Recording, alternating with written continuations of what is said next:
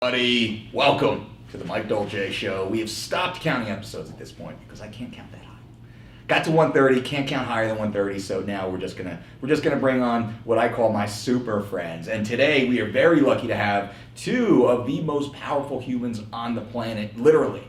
We have Mr. Stan Efferding, who is officially the world's strongest bodybuilder.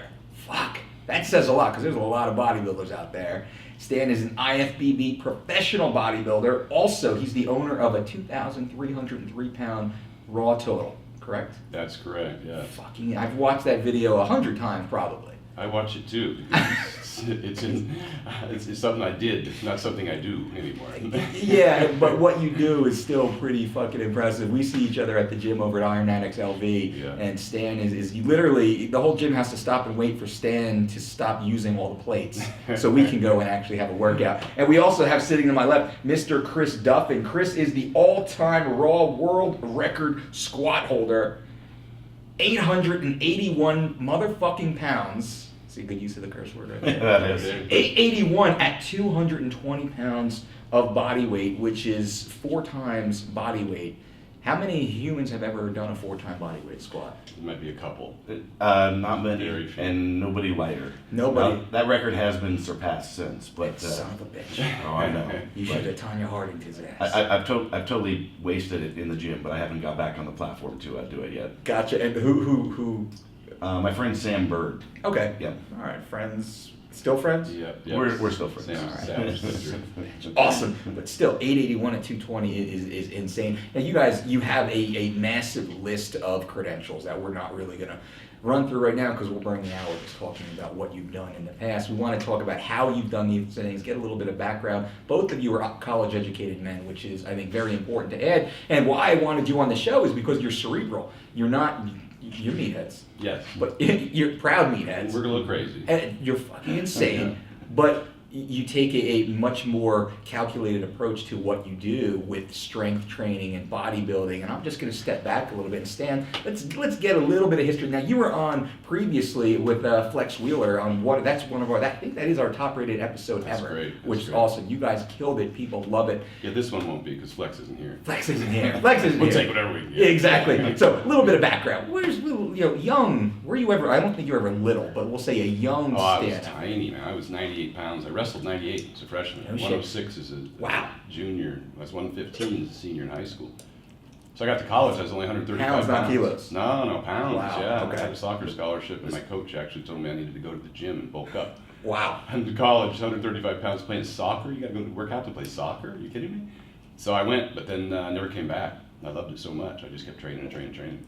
Even after 3 years of training, my first bodybuilding show, I was only 158 pounds on stage. Okay. So it's been a long road. Learned Yeah. a lot of things along the way. So you really first started hitting the weights in college. Yep. Okay. High school, just kind of playing you wrestled in high school. Yeah, I wrestled in soccer. So Gotcha. you don't really do much weightlifting for soccer and No. wrestling. It seems like you're always just training. You're always wrestling. And Yeah. even I wrestled back in the 90s, early 90s. Strength training wasn't very popular. Even back then, and we think about it as we're sitting here right now, I don't know a wrestler these days, even grade school, that isn't strength and conditioning or not resistance training for sport. So just in the last 20 years, that really has evolved. A little bit of background on you, Chris. So you're from Oregon. Yes, I'm from Oregon as well. All right. But I started wrestling actually as well. So I was at the point. Apparently, there was a point in time I was bigger than Stan. Wow. So I'm marking that off in my. There you my go. book here. There you go. But yeah, that's when I started strength training. Nobody really directed me to, but that was early on. So I started basically like around my 8th grade year, freshman year in high school is when I started strength training. Gotcha. And I didn't have any equipment, so it was actually doing air squats. Yeah. And push-ups like every day. Now That we've was come my thing. full circle. Yeah. 30 years I later, know, we're still doing air squats and push-ups. we just filmed a piece on push-ups 2 days ago, Yeah. actually. So. Oh, wow. That's the way it works. And then I've continued to lift since then and learn, and it's been pretty crazy. I mean, the transition of, my education is in engineering and business. I got an MBA as well, and I've been working as a corporate executive for the last decade, running manufacturing companies for almost 20 years, and now I do this. I lecture like to PhD courses on human movement and Crazy. travel around. Like it's pretty crazy shift. Yeah. So, And it's all fueled by passion, primarily. 100% fueled by passion. I believe that, we can there's so much that's done wrong in the strength training world, and there's so many opportunities to reach people, even pro, college, high school, like there's so much. And you talk to people and they're like, oh yeah, I used to squat, I used to bench, I do whatever, and then my back, my hip, my knee, my shoulder, and that doesn't have to happen. Like strength training should be additive to life. Yeah. And we all know that here, right? But there's a lot of people that, that hasn't been the experience because it's taught wrong, like all these things, and so that's what my passion is, like trying to help people not, understand and know how to make this additive to live better through strength. So, and in your practice, because you run your gym up in Oregon, in Portland, do you focus more on athletes and competitors, or do you focus more on general fitness and almost rehabilitation? So you have the credentials, obviously, to do it all. So our gym mainly caters to athletes. I don't do any like training or working with athletes directly myself. Okay. Usually it's coaching or mentoring role for the trainers that we have. Sure. Or, I'm doing seminars or working with head strength coaches of other disciplines. So I'm working with people that are dealing with Olympians. I'm working with pro baseball teams, pro football teams, things of that nature. He's your coach's coach. The coach's coach, and that's important. Yeah. Yeah. But, there's a reason for that, though. It's because my passion is to reach as many people as possible. If I just sat there and focused on one person at a time, I'm not going to get anywhere, and I want to have an impact on the entire strength and conditioning. And it's important because no coach can know everything. Sure. I own a number of businesses, and I had a CPA, and I had an IT guy, and I had an HR department, and I had an attorney. I can't wear all those hats. I can't do all those things. And so, as a coach, you want to focus, primarily on sport-specific training, but they always have strength training guys, the bigger, the NFL and NCAA. Yeah. They've always got a whole cadre of professionals that help with each of these aspects of an athlete's performance. Absolutely. And where did you guys bump into each other? Because I saw you training the other day together. It was really fucking cool. But where does this story begin? Well, I think I just reached out to you when I came up there one time to go squat at your gym. Yeah, well, it was like 5 years ago or something like that. Something and then like that.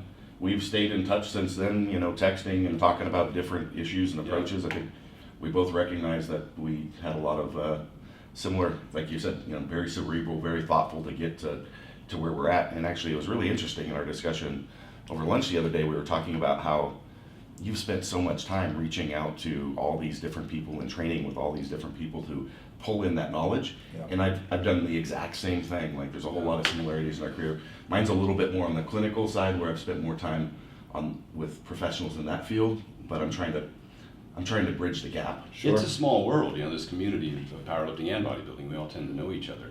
And then when you get, a meathead geek, we tend to cling to each other because we're all information junkies. Yeah. Back in college, Chris and I were talking about this the other day, is that we didn't have the internet. When I was in college, there was no internet. So there was a very limited amount of information. It was the guy behind the counter that was competing that would give you, and that was your go-to source. But I was studying exercise science, so I would sit up in the science library till they kicked me out at closing, scrolling through microfiche. That's how old I am. Wow. And pop my 8-track in on the way home. There we go.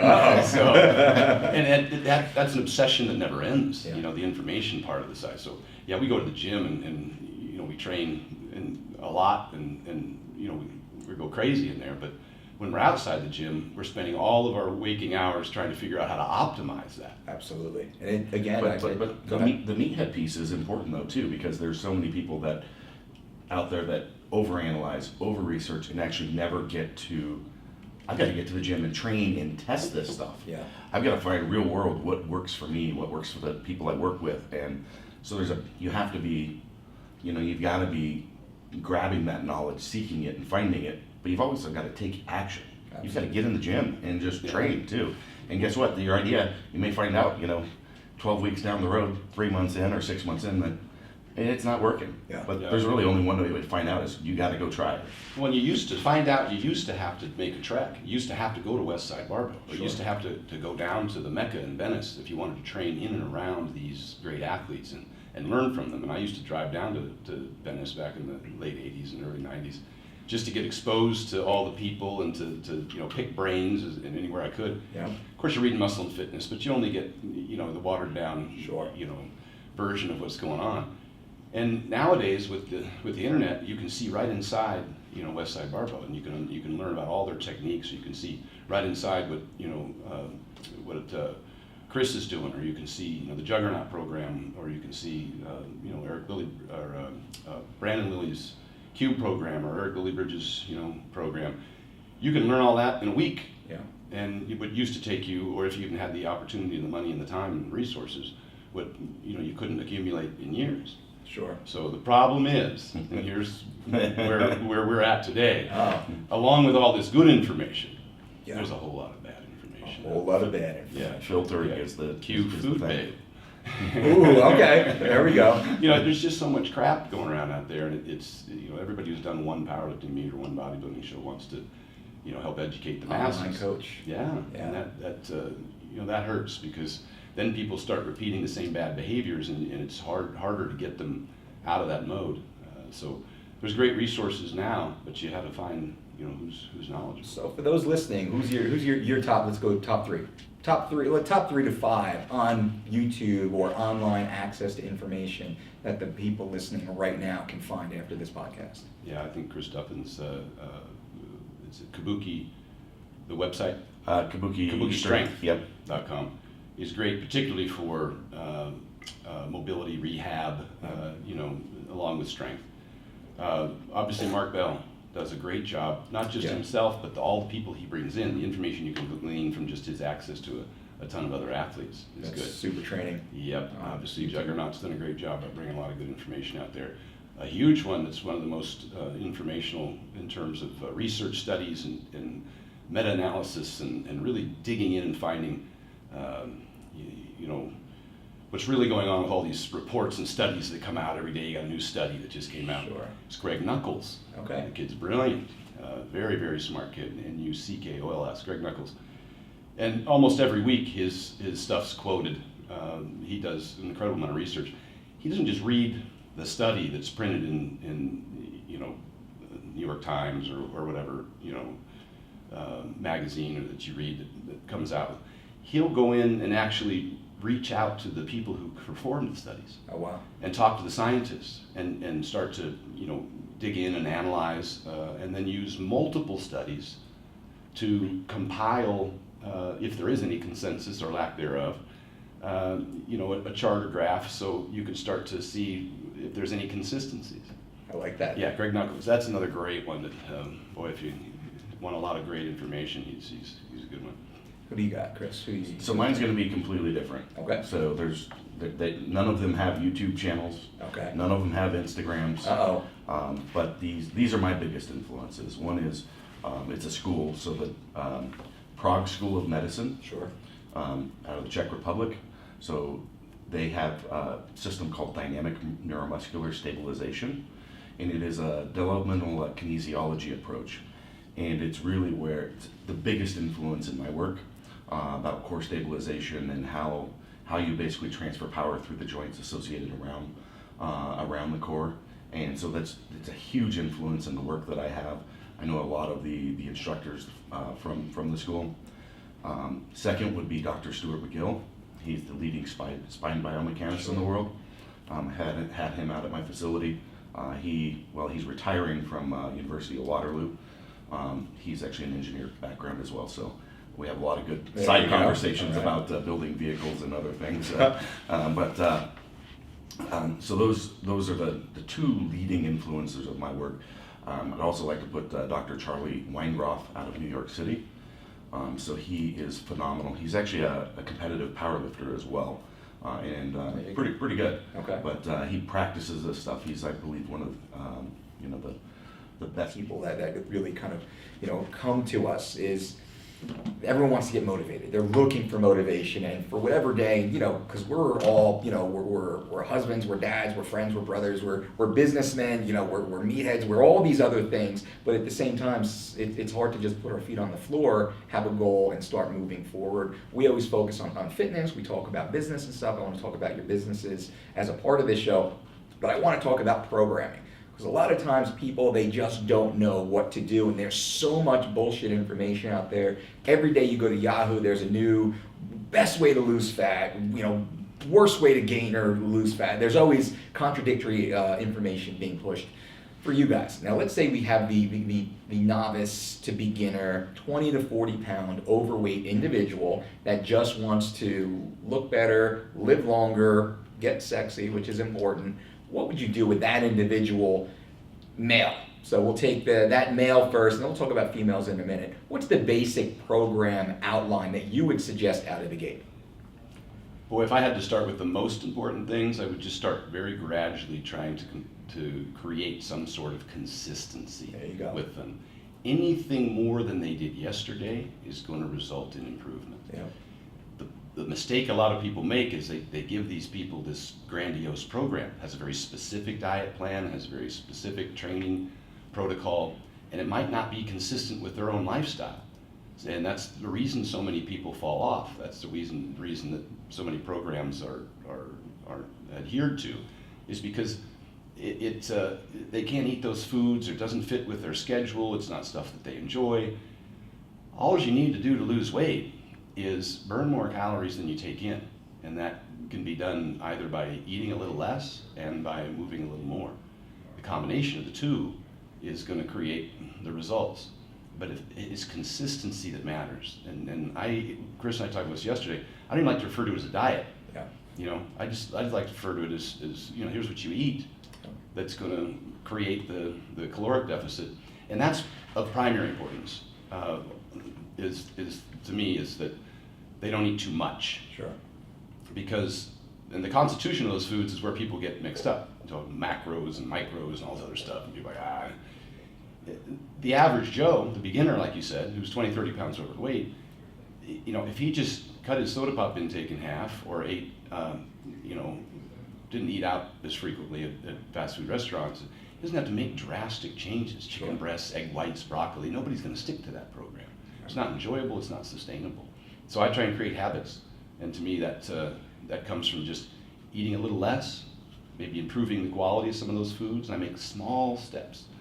If you use all of your, if you unload all your ammo right away, then there's really not much that you can do, you know, subsequently to improve performance. So I like to make little changes and get small results, because your body doesn't respond. You know, in 30 days, you're not going to make all the results. Yep. At the end of 30 days, I'd like to see some results, and then I'd like to, you know, make some changes and to continue that process. It's got to be gradual, and it has to be consistency is the primary factor. Absolutely. Before you jump into some specific training program. There's obviously better ways than others to burn calories when you Sure. utilize your whole body, when you know, weight train as opposed to doing, you know, just a steady state cardio, etc. But even initially, just a walk. Yep. Just getting up in the morning and taking a walk. When I recommend to somebody who's 30 pounds overweight who's just starting a program, I tell them just get up 7 days a week. As soon as you get up in the morning, go out and walk for 30 minutes. 7 days a week, because that's the only way to create habits. If I tell them to do it every other day, then suddenly it'll be every third day, and then every fourth day. So I'm trying to create habits, trying to create consistency, and then see how they respond. Yep. And then we just add a little more work. We, you know, take away a few more calories if necessary. Yep. You know, I don't like to starve people. I never take them more than a 500 calorie deficit, because if you take them 1,000 or 2,000 calorie deficit and try and lose a lot of weight real quick, the body responds really quick and stops. Absolutely. You stop getting the result. If you just take a little away, then you'll get a gradual result, and you can keep getting the result. And hopefully you'll be able to get that result from increasing your workload as opposed to decreasing calories, because you can't just keep going down on calories. You get to a point where your body stops responding altogether. I always like to err on the side of increasing workload, not on decreasing, not on restriction of calories or foods. And if I can hold their calories at a decent level. So maybe I wasn't very specific. Consistency is key in creating. I think that was excellent in that you have to develop the habit. And you know, we have what we hear when clients come to us. We have phase one is the health and habit phase. Yeah. Everybody wants to look like you two. You know, all the guys listening right now want to look like Stan Efferding and Chris Duffin for sure. But that's not going to fucking happen in 30 days. And taking our program and following it isn't going to get you there. It's going to kill you. They can't deadlift 900 pounds It's for a because- double with a broken foot. Are you? They can't do that tomorrow. No, Bullshit. that'll take at least 2 weeks. But it's you know, it's important to understand that, yeah, work capacity and training is cumulative. Yeah. And the other is training is individualized. That's why you do what you do. And, you know, a lot of other people offer those services because there is no one size fits all plan. So, you know, those are really important pieces to understand. Everybody's different. Everybody responds differently. And you have to learn how your body reacts as well. But at the same time, not have, you know, training ADHD. Yeah. So when you're early in the process, you need to just basically pick a program. Like if you're in your early 20s, getting into training, and do it for 6 months. Yeah. And actually learn what that program does for you, what works well, what doesn't. And then maybe look at another one. But again, you can't just go to an elite level lifter that you respect or whatever and go, I'm gonna copy what they're doing. Because how long you been training, Stan? Yeah, 30 years. I've been training 25. Yeah. Okay? It takes that long to build up to do what we do. Sure. So But that doesn't mean in just a short period of time, 6 months to a year, you can't have achieved 90% of your goal. Your body will adapt very quickly. Absolutely. But you have Correct. to do it consistently. Yep. People always ask me, what's the best exercise? The one you'll do. Yeah. If you don't enjoy it, you know, if you copy Chris and Mai's program, you're going to quit pretty quick. Yeah. You know, and a lot of people, jogging was always the big thing. I need to lose some weight. So they head out the door and they start jogging. Yeah. No, I don't know too many people that like jogging. I mean, there are some, I understand. Crazy ones. Yeah, but you're not going to do it if it's not something you enjoy. Yeah. If you enjoy playing racquetball, go play racquetball. All we're talking about is movement, consistent movement. And it's the cumulative load. So you take Stan's walking example. Yep. Well, it's 30 minutes every day. Well, now we can make that cumulative by going, okay, in that 30 minutes, where did you get to?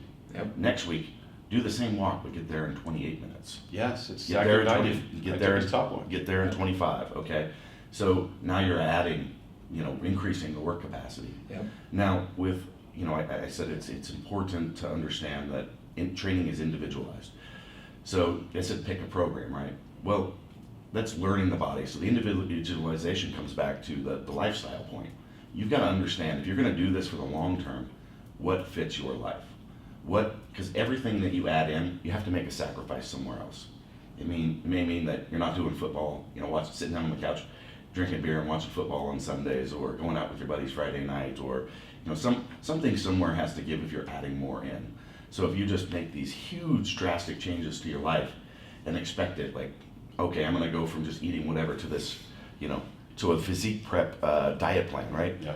That's a diet, and that's going to be a short period of time. Yeah. It's not something that you're going to live with. It's not going to be what you're doing 6 years from now. So you got to. That's the egg whites tilapia broccoli thing. Yeah, everybody starts that and nobody stays with it. Yeah, it doesn't. Particularly beginners. You've got to understand, like, what are my priorities in life? How important is this to me? And really, from there, be able to assess, okay, what can I commit to it, and what am I giving up? Yeah. And am I okay living this way? So it might just be, you know, doing 2 full body workouts a week. Yeah. It might be, you know, a 4-day-a-week, you know, West Side-ish program. It might be, you know, it could be any number of things, but you've got to start with what can I fit in, and then find a program that fits within that. It's very And then start common. adding the load. It's very common push in it the too first far. 30 days for the beginner that's 20, 30 pounds overweight, like you said. Yeah. To take that 30-minute walk in the morning and then do 50 air squats and 50 push-ups and monitor your food intake, you can lose 15 pounds in the first month, no problem. It's Absolutely. common if it's consistent. Problem is you can't out-train a bad diet, and that's where most people fail. Yeah. If they eat too much, they get the cravings, etc. And so there's a whole lot of tips and tricks, of course, you can utilize to try and decrease cravings because, you know, obviously we're extremely disciplined. It's not a problem for us. We'd eat cardboard if that's what we had to eat, you know. But that's not everybody. Yeah. You know, my wife says, I want some carbs, I want some carbs. And I'm like, oh, that's a problem. We need to solve that or she's going to go off the rails here. Yeah. And so, yeah, you can increase your lean protein. You can eat some more vegetables. It's going to suppress the appetite, you know, the ghrelin, and it's going to satiate you for longer periods of time. If you can minimize the number of hours a day you're exposed to hunger, because it's a very powerful, Absolutely. you know, then that's great. But you will be hungry. If you're losing weight, your body is restricted in some way. Even if you're eating a decent amount of calories, if your workload's enough to create the deficit, you're still going to be hungry. Yeah. You know, you will always be hungry. That's the sacrifice you're going to have to make. It'll never go away. Yeah. It's just, can you minimize it and can you decrease the duration of hunger? Is it manageable for you? Are you not craving things that somebody took out of your diet? You know, if you love a certain food and somebody pulls it out, good luck. They're not going to comply. You need to put it in there in a more reasonable portion. That's what you need to do. So this brings me to intermittent fasting. What are your thoughts on that? I did various forms of intermittent fasting for about 5 years. Okay. All the way up to like 20-hour fasts a day. Okay. And they worked really well, and I found they worked fairly well for people about 200 pounds and under. Okay.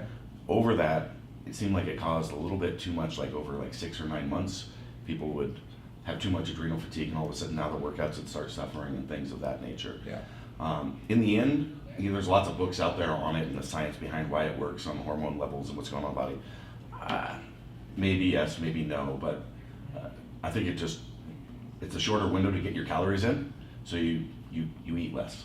I mean, that's... Yeah, and whether you eat 2 meals a day or 8 meals a day, the science doesn't support that you're going to get any different benefit. Yeah.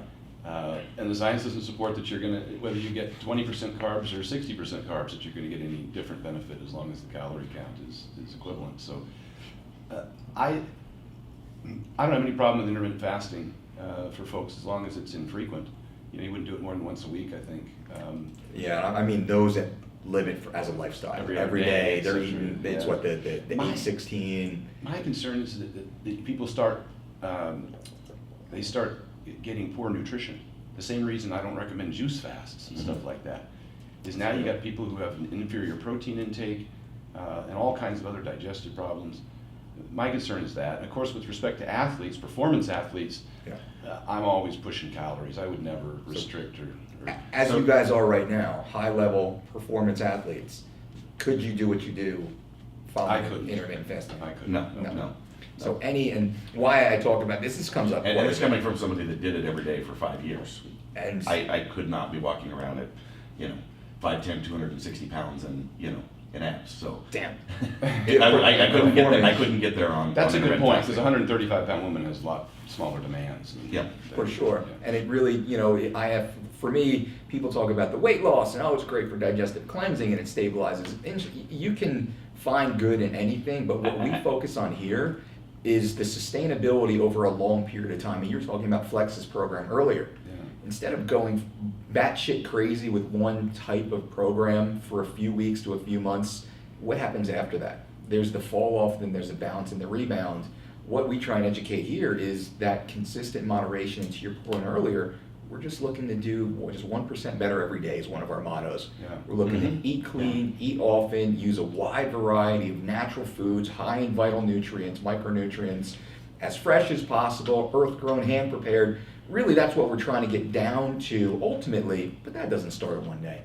It slowly but surely happens, and we build it out. And you mentioned before, Stan, you want to kind of minimize those times that you're fucking hungry. Well, we deal with people that come off Ronda Rousey's one. She followed the Warrior diet, which is basically a IF hybrid.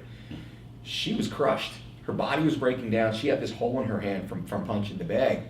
That it was a cut in her hand that just would not heal. She wasn't getting the vital nutrients in to heal her body. It's not a performance diet. Not performance. No. And so we'll take it a step further. If it's not a performance diet, and I'm talking to the people now listening, it's not a diet, in our opinion, It's not a healthy diet. It's not healthy. And for us, health is greater than performance. Performance is greater than cosmetic structure. And we follow that line. We know the healthier the athlete, the more the athlete can perform. The better the athlete performs, then we can make the body look any way we want to. That actually becomes pretty easy. You focus on one or the other. If you leave health to the back of that equation, who knows? And it's a short-lived approach. So I just wanted to throw that It's little piece in perfect. there. Restriction will always lead to deficiencies. Yeah. Whether it's in the short term or the long term. Now you've got problems. Maybe you've got vitamin D or iron deficiency, or you're slowing your metabolism. Your thyroid's starting to get affected by that.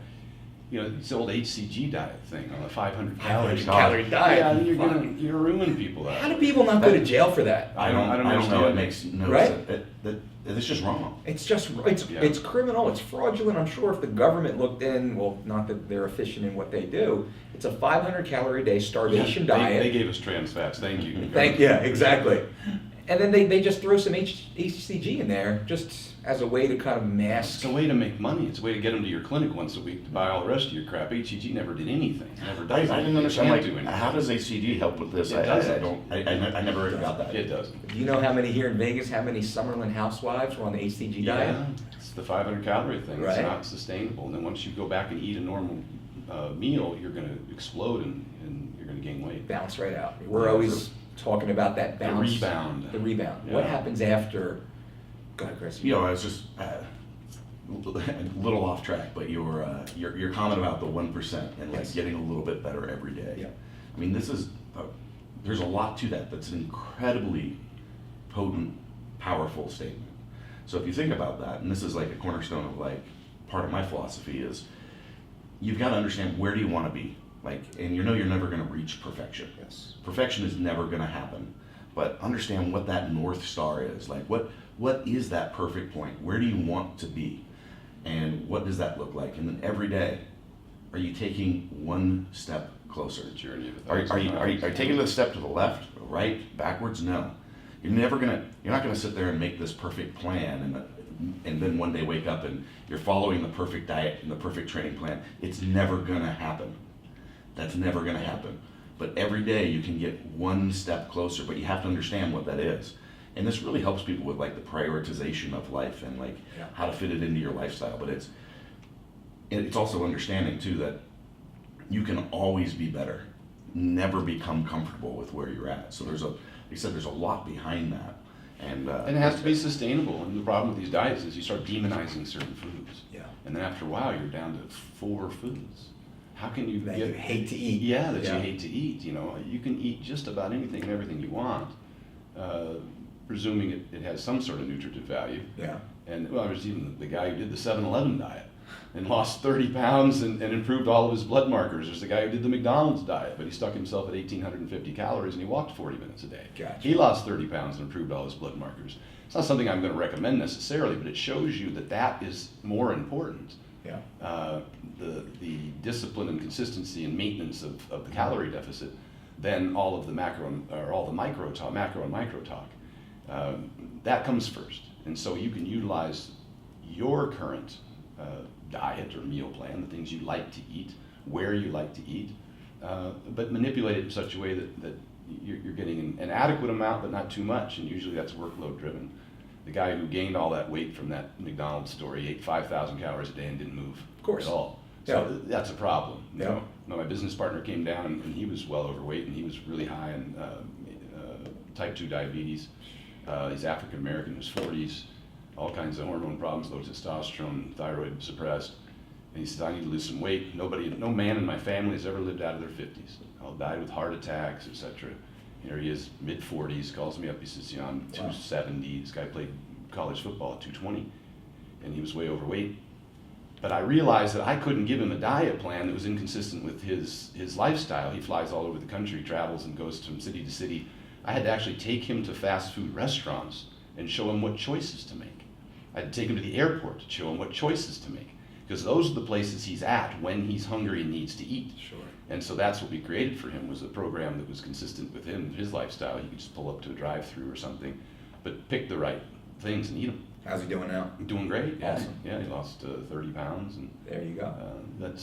that's where it starts. You know, I know Chris and I deal with a lot of athletes, and we have some pretty stringent things that we like to employ. Sure. But it's not the average Joe's program. It's not the beginner's program. It's progression. It's Yeah. where are you starting now, and as we said before, you start taking that next step forward. So for your buddy, your business partner, it's where he is now. If you completely try and change his lifestyle, all of a sudden he's eating organic, he's going to farmers markets, he's not going to follow it.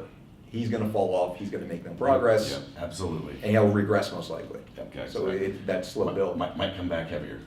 Yeah, probably. And then have a disdain for diet and stand probably. Yeah. And not be in business anymore. Yeah. I have a hard time when I do get involved in training folks. I don't, like Chris, I don't do a lot of one-on-one training. When I do get involved with training folks, my methods are such that they usually don't come back because I don't count reps. You know, they're like, Oh. how many reps? I'm like, Well, when you're finished, when you're done, when you've failed, probably. Got you. When you're not picking the weight off you. Yeah, that's when it's been enough. Do I get a cheat meal? I'm like, well, every day is a cheat meal in my diet plan because it's consistent with what you always normally ate. They're just talking about, can I eat an extra 2,000 calories today? Probably not. Yeah. Maybe a little more. Everybody's always trying to look for, when they're in a rigid program, they're always trying to look for, something, a reward. Yeah. But if you're not in a rigid program, and you can still eat some of the foods that you enjoy eating. This is why I don't go ballistic when I hear Oprah talking about what diet program does she do? Weight Watchers right now. And they talk about being able to eat the foods that you like to eat, and they do a calorie counting method. And for most people that's a great start. Yeah. That's okay, because meal plans aren't a bad idea. I use one for my wife. I use fuel meals, and I have them shipped to the house, and I said, here's what you eat. And she got to pick the foods, it's a salmon here, a chicken there, and a steak here, and whatever carbs she wants. But it's all kind of measured out, and it's still very healthy, because if she's left to make her own decisions, she may stray, both in portion size and the type of choices that she makes. If it's kind of there for her, then that helps. This is what I'm going to eat. I absolutely love those. It's been working fantastic for me as well. Like I buy a bunch, have them shipped, and they show up in my fridge in the office. Takes the brain out of the deal. And then I can make sure I can space them through the day and get good quality food in. And then, because if not, I may end up getting caught up with work too long.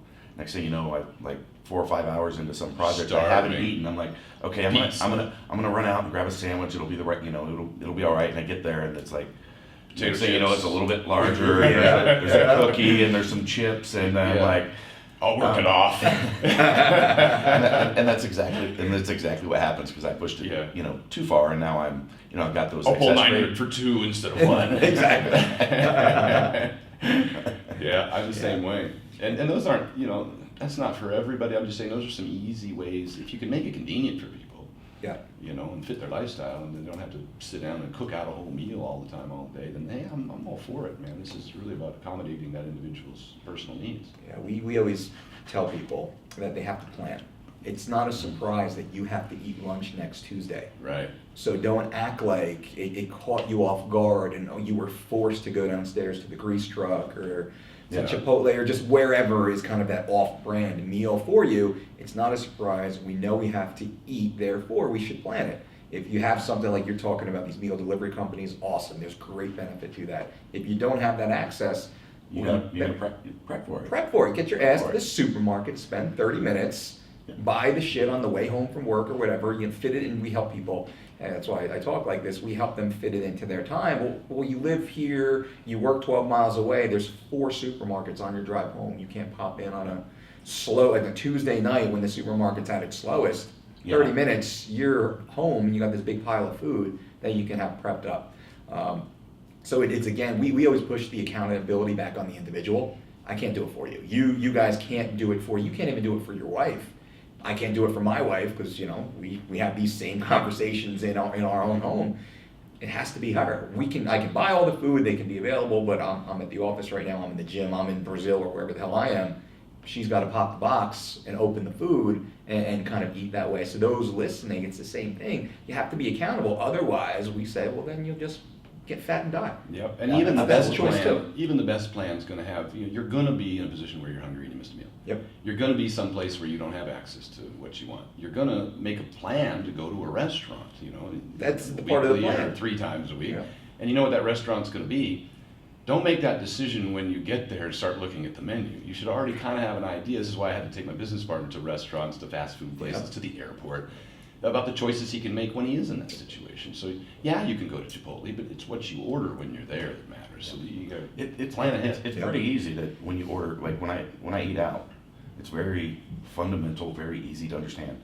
Here's a basic meal. Remove 1 carb source and get double the meat. Like all of a sudden now you change the macros of that meal that's going to help you. There you go. And the size of the meal matters. Some places, True. They put a lot of food in front of you. You got to be pretty good. And what you guys, you probably do the fist measurement kind of thing. Yeah, we talk in handfuls. Yeah, you have to because the size.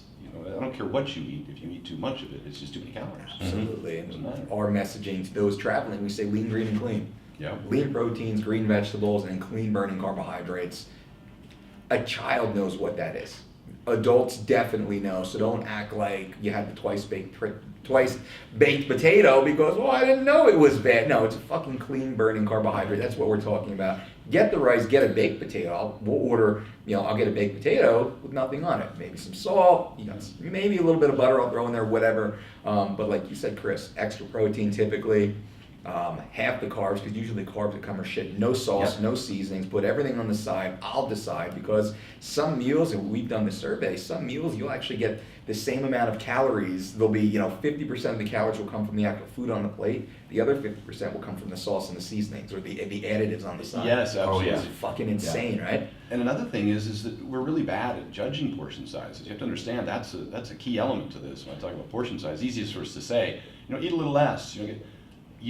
The studies they show, you give somebody a 12-inch plate or an 8-inch plate, they'll put a very different number of calories on those two plates. It's very deceptive what you think is the right quantity. That's hard to measure. So you got to be, a little careful about that. No, I think in this group here, we're probably pretty good. No, that's 4 ounces of steak. That's Sure. 6 ounces of chicken. But most people do not do that. Yeah. And they don't see the hidden dangers, like you said, the sauces that go on it. It was just cooked in a bunch of oil. Right. Exactly. You have to tell them, no oil, can you blanch that or saute it in water. There's a huge difference between a grilled piece of meat, whether it be chicken, steak, or fish, or whatever, and one that's on a flame grill, and one that's cooked on a flat grill in whatever type of oil they put it in. Shit. Huge difference in calories. It could be 300 calories difference in that one piece of meat just on the basis of that oil that it's absorbed and cooked in. And that 300 calories right there could be the difference between losing a pound of fat for the entire week. Well, absolutely. It's 500 calorie deficit a day is a pound of fat a week, right? Yeah. That's what we're talking about is, target, reduction there. Yeah, You've just put lost numbers on it. Yep. Yeah, people don't get that. So creating the consistent lifestyle, I think that's what we're circling back to, creating a consistent lifestyle, being accountable, and then slowly taking that one step forward every day to get to your goals, and nobody can do it. Well, let's include the athletes in here that Chris and I tend to be followed by. It's the same on the other end of the spectrum. Yep. When I wanted to gain weight and I wasn't eating enough calories, I'm not gaining weight, I'm not gaining strength, not gaining size. One of the things that we talked about with Flex, I believe, when we were here, is about training your metabolism. And when I get athletes that are heading towards a bodybuilding show or a powerlifting meet, or they just want to gain muscle, I have to tell them, well, you need to eat more food, but you can't do that immediately. Same reason if you want a 400 bench, but you currently bench 300. You can't go into the gym tomorrow and load 400 on the bar and ask for a lift off. Well, if you're currently eating 2,500 calories, and I want you at 4,000, you can't start eating 4,000 tomorrow. It needs to be progressive. Your metabolism can't accommodate it any more than your muscles can accommodate that 400-pound load. So we have to create both the stimulus and we have to create the metabolic capability of processing all that food and utilizing it to grow. Sure. And you can only grow so fast. I can't put 2,000 extra calories in you and expect you to grow muscle. You're going to grow 400 calories worth of muscle and 1,600 calories worth of fat. This is going to happen. Or your metabolism is going to adjust as it does in either direction to accommodate the extra calories or the fewer calories. That always happens as well. So it's not it's not strictly a math game. But what Flex had me do, and what I do with a lot of folks now, is I'll have them start with the diet they're currently on, and then I'll usually add one meal, and that's where they start. And I tell them to call me back in a week or 10 days or 2 weeks whenever they're hungry again. And then I know their metabolism's utilizing all that food, and that they're hungry, and I usually have given them a little extra workload, and so they've created that hunger. And then when they call me back, I say, well, add 2 ounces of meat to each meal. Okay, well, they do that, and they're like, oh, I'm full again. Okay, well, call me back in 10 days. Dude, I'm hungry again. And I'm like, okay, well, add a half a cup of carbs to each of those meals. Okay, same story. We do this every 10 days for 2 months. Now all of a sudden they're up to 7 meals, 10 ounces of meat, 2 cups of carbs with each meal. They're training twice a day, or they've added some, if it's a power lifter, they've at least added a little more volume. And they've become this machine. They're just a more efficient in terms of utilizing food, which then helps them recover faster. They can train harder, longer, because they have the nutrients available. So I train it on both ends of the spectrum, not just consistency with restriction for weight loss, but consistency with with overload, as we would with weights, you always got a progression and overload Yep. with your metabolism and consuming, great foods. If I can eat, I know you're gonna hate to hear this, but Uh-oh. if I can eat 4 pounds of steak a day and somebody else is only eating 1, obviously I'm gonna have an opportunity to perform more. I'm gonna have an opportunity to train more, to recover faster, but I can't do that overnight. It has to be some Do progress. you eat 4 pounds of meat a day? I see. That's the problem. I get in here and realize and it's a fact. And I've written about it. I've talked about it. When Flex and I were training, I mean, we started at 5 meals, 6 ounces of meat per meal. I have a fast metabolism. I'm an ectomorph, and small, and so I always have to eat more calories.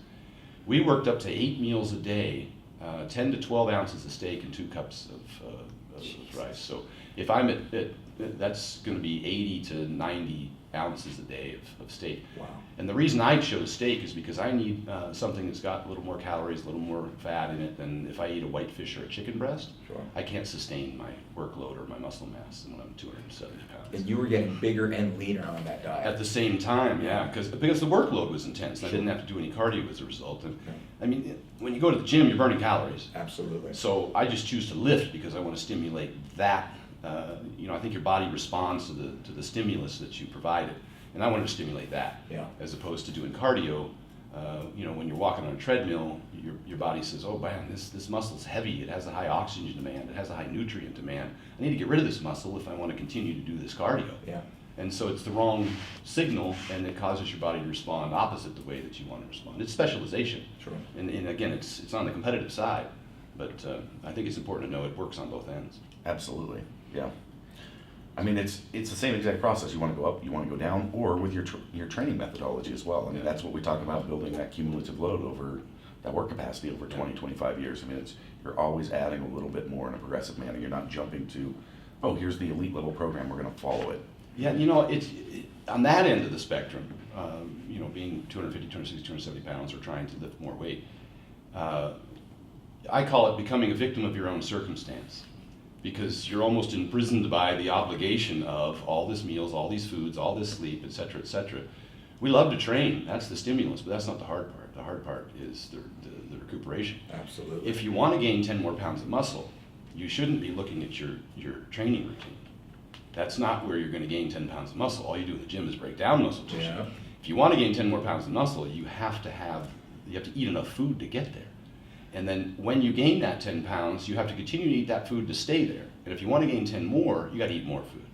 So eventually, you're eating 5,000 calories a day just to maintain your weight. And just sitting there inactive, you're a jet sitting on the runway, just burning fuel. Oh yeah, and it's not because you changed, from a flat bench to an incline bench, or you created some sort of new fancy superset. That's not what, that's the stimulus. And those listening, and I think that's a great point, diet's everything. Mm-hmm. That training is amazing. Training is only the stimulus, though, for this adaptation, but the adaptation only comes if you have the proper fuel and if you're resting, you're recuperating, you're getting that 9 hours of sleep. Training's the fun part. Yeah. It's true. And I love training so much, and I told Chris this yesterday, I spend more hours outside the gym preparing myself to be able to continue to train. I'm almost 50 now. And so I need ART therapy. Chris came down and worked with me yesterday doing ART using the boomstick to try and get in and break up, muscle knots and help me with my mobility. I need to do those kinds of things. I need to do active recovery. If I train legs on Sunday, I'm going to have some pretty severe delayed onset muscle soreness come Monday, Tuesday. And if I want to minimize that and recuperate faster, then I need to go in the day after legs, and I need to ride the recumbent bike under tension, doing some hit spins, 20, 30 seconds with 1 minute rest, so that I can recover from that workout. I invest more time outside of the gym with mobility work, with active release therapy, with active recovery than I do actually training. Yeah.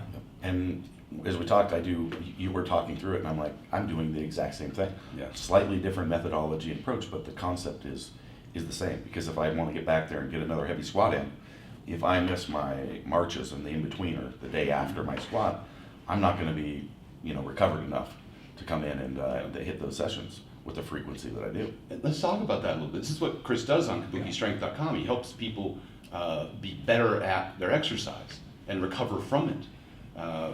when you're working out, particularly if you're doing a specific kind of workout like a powerlifter does, you're actually restricting your motion. And your muscles will tighten around and become efficient at doing those particular movements. And so what Chris talks about on his site a lot is how do you retain mobility? How do you continue to maintain the integrity of the joint? Because any time that you restrict movement, now there's potential for loss of mobility. If you immobilize a joint, like putting a cast on or an ankle brace, you cause that to get weaker. Your muscles will atrophy and your mobility will decrease, right? So the last thing you want to do when you're done training is just sit around and do nothing. And doctors will say, if your shoulder hurts, they'll say, well, you got to back off a little while, and everybody's like, no, I'm going back in. Yeah. Well, yeah, going back in is the better choice than backing off. But what you do when you go in there is what's important. If you continue to stay restricted by any injury that you have, your lack of mobility, you'll continue never to be able to utilize that muscle group through its full range of motion. So when you're squatting and your hips are starting to constrict, and now you're having problems with impingement, and tearing labrum and stuff, on Chris's site, he'll show you how to open up those hips, how to create mobility, so that you can move those body parts through their full range of motion, restore blood flow to the area, and then it starts healing itself. And that's what happened with my shoulder. Chris came down and worked on my shoulder too. When you have an impingement, you're not able to take your shoulder through its full range of motion. Now you're starting to have atrophy in that portion of the movement pattern. And so you're getting weaker, and it'll get worse and worse. When people get shoulder surgery or shoulder replacement surgery, if they don't do adequate rehab, that shoulder joint will freeze. Yeah. There's amputations associated with that. So that's what's really important, why we do the mobility. I hate doing it, but it's absolutely 100% necessary to be able to continue to perform, because I love training so much. I'll do it. Yep. So, And that's kabukistrengthlab.com?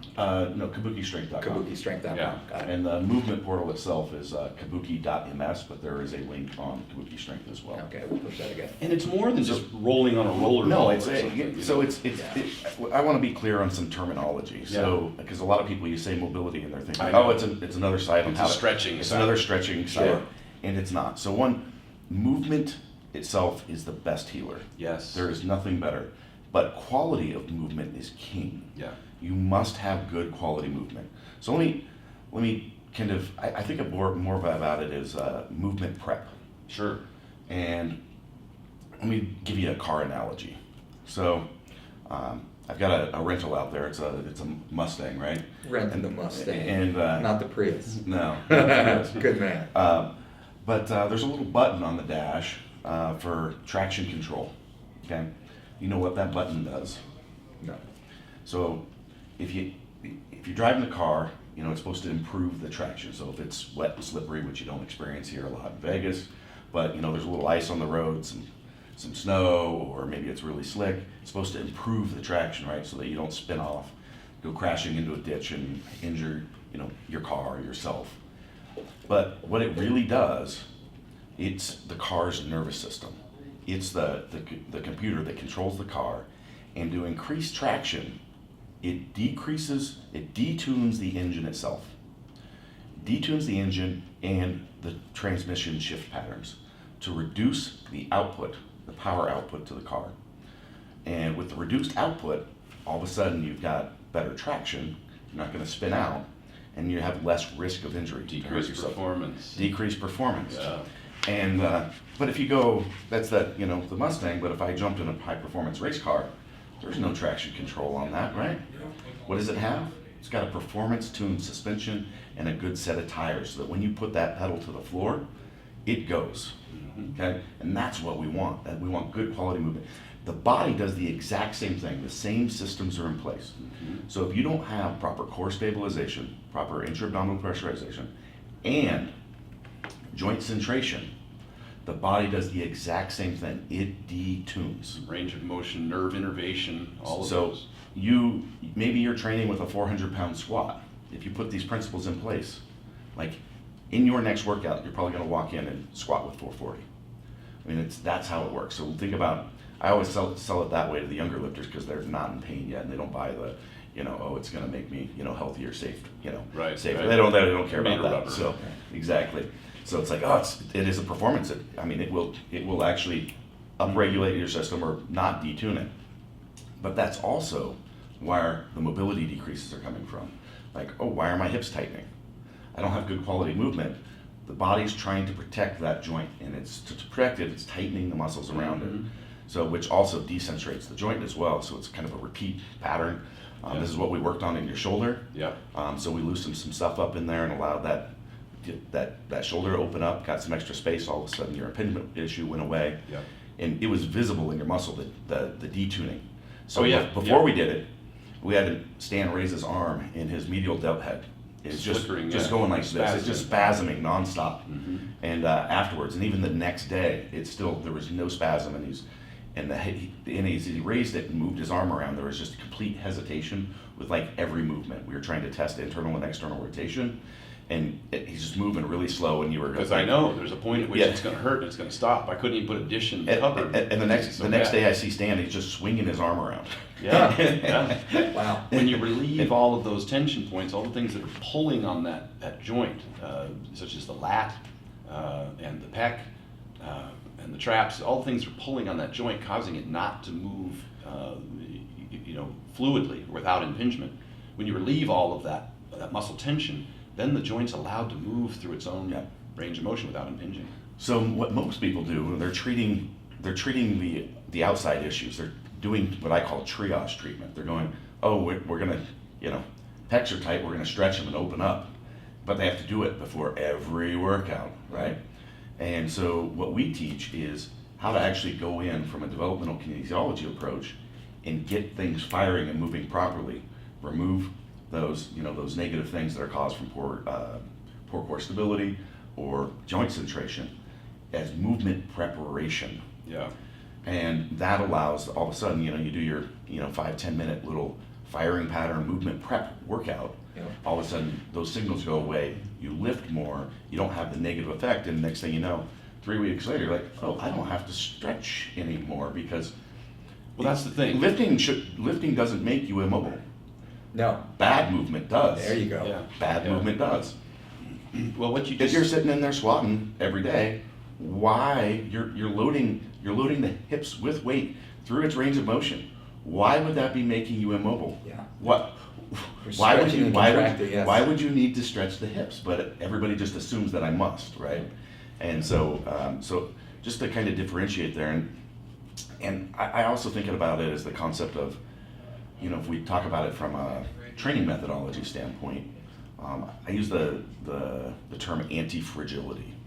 So there is a lot to specificity of sport. So if you're a powerlifter, you're not going to be a CrossFitter. Right. You're not going to be, you're not going to be everything to everything. You're not going to be a sprinter. You're not going to, you're going to train at being heavy, singles and doubles and triples, and you're going to perform well at those.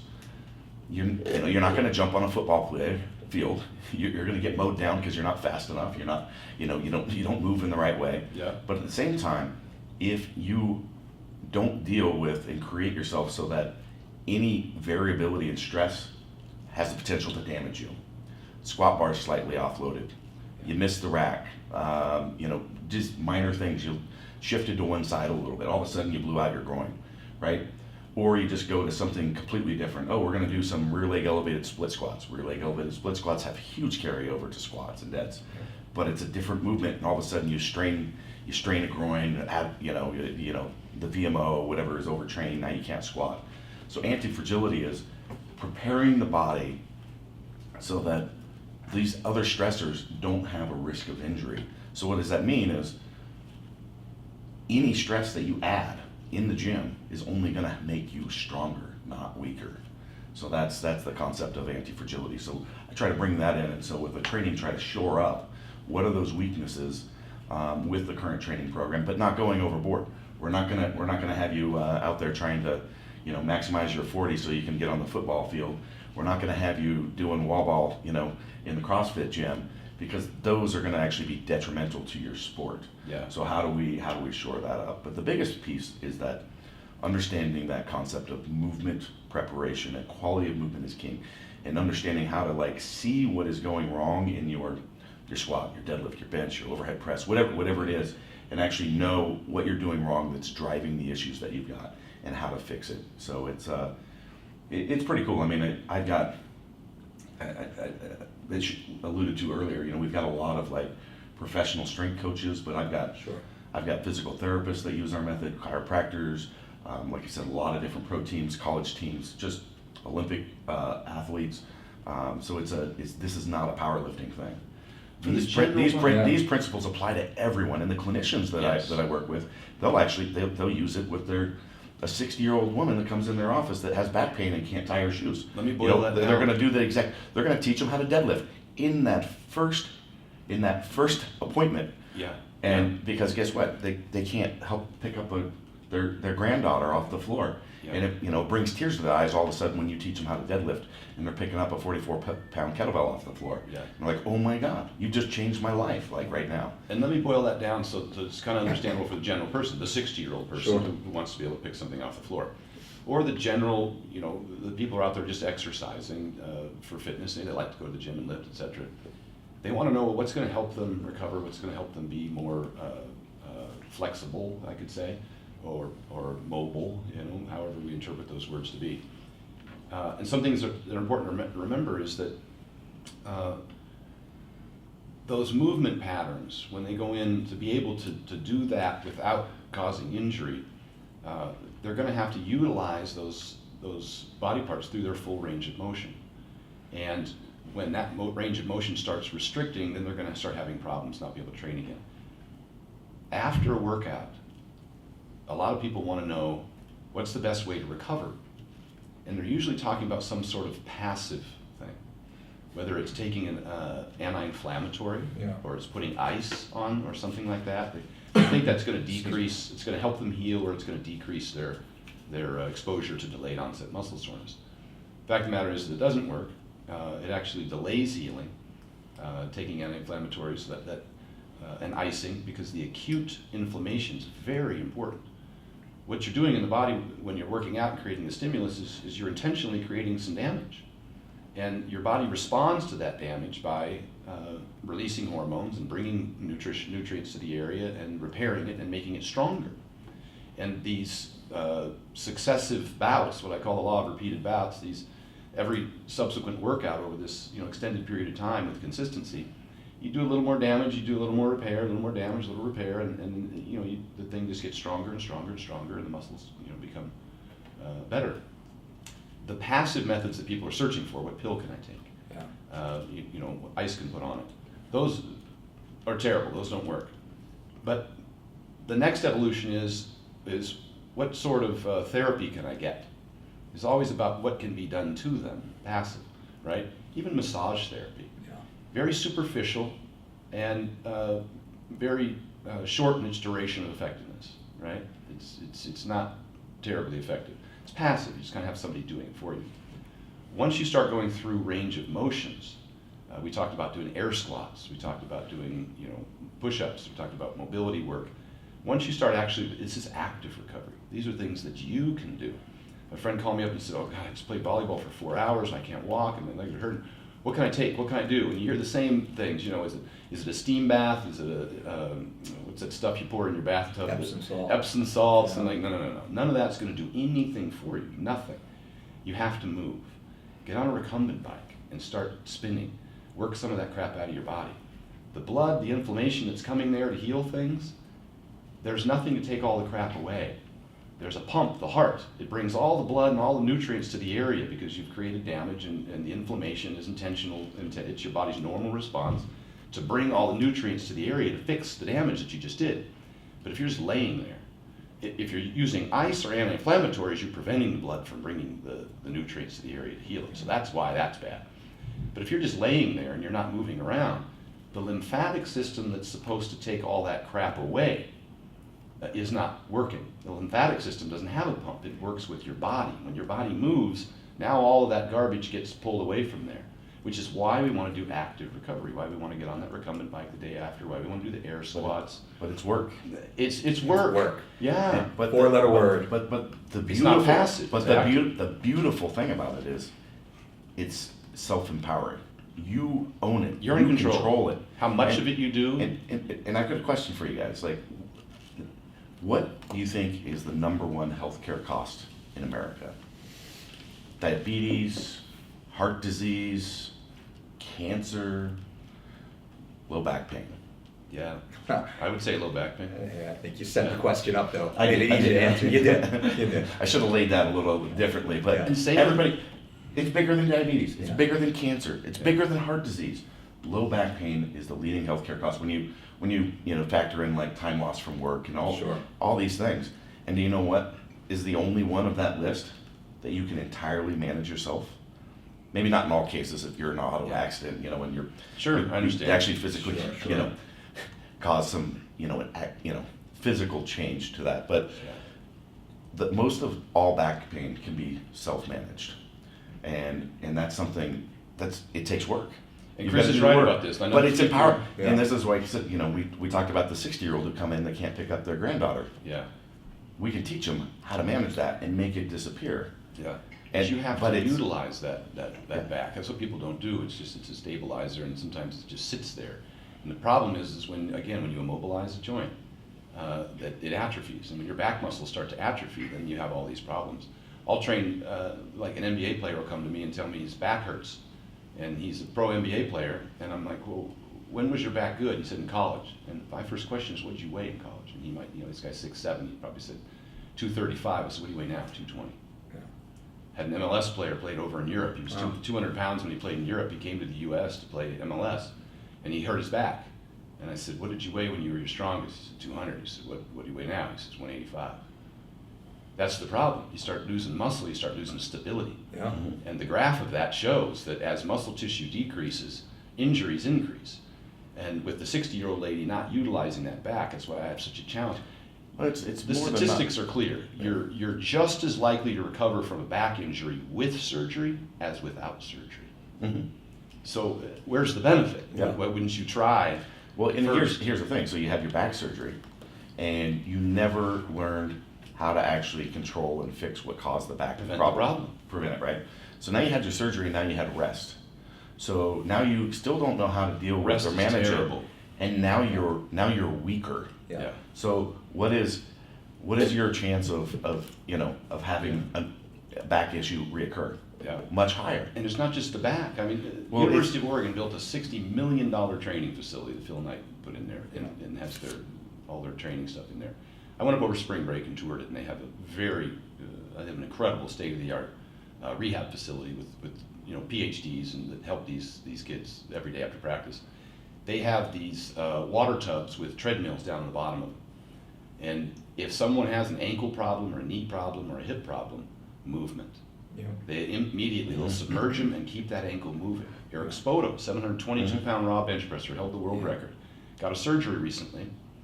They sent him home with a machine that moved his arm through the whole range of motion. Might sound passive, but it's really a mechanically active type of deal. My business partner that I was talking about 10 years ago had a knee surgery, and he came home with one of those cuffs that pumps cold water through and keeps the area really cold for a long period of time. He did it religiously for 2 weeks at work and at home, and his doctor told him to stop using it. The area wasn't healing. So the movement becomes key, as Chris is saying. It's not just relative to the back, it's relative to every joint. Well, it's interesting because these concepts are not just from lifters. Like I said, we were talking about the 60-year-old woman. It's environmental factors that drive this, because stabilization of the spine actually doesn't come, when you're moving a load, picking up the grandkid, doesn't come from the erectors themselves so much as that correct intra-abdominal pressurization. And we lose that in society today for so many reasons. There's Sitting all day, driving a car. The sitting, the stress levels that brings, our breathing patterns break down, so the function of the diaphragm begins to break down how it works and operates, and that's the prime controller of creating that pressure. So there's this cascade of issues, and like I said, the breathing breakdown also changes what's happening with the chest and shoulder structure. As we start chest breathing, we start getting the frozen back syndrome. then that leads into, it could be, you know, the knee issues and stuff that we've got. Okay, so now we've got, you know, we can't stabilize the core, so we may have hip issues because the hips are connected off of there. We've got poor control of how the knee is or the leg is being used. We've got knee issues, this whole plethora of issues. And you go to a, you know, a practitioner and they go, oh, the knee, and they focus just there, right there on this one spot. Sure. And then 6 months later, the knee's back up again. It's not the Or, source of the problem. oh, now the hip is having a problem. Or, oh, now you got some plantar fasciitis or whatever. But you're not finding what is driving those issues.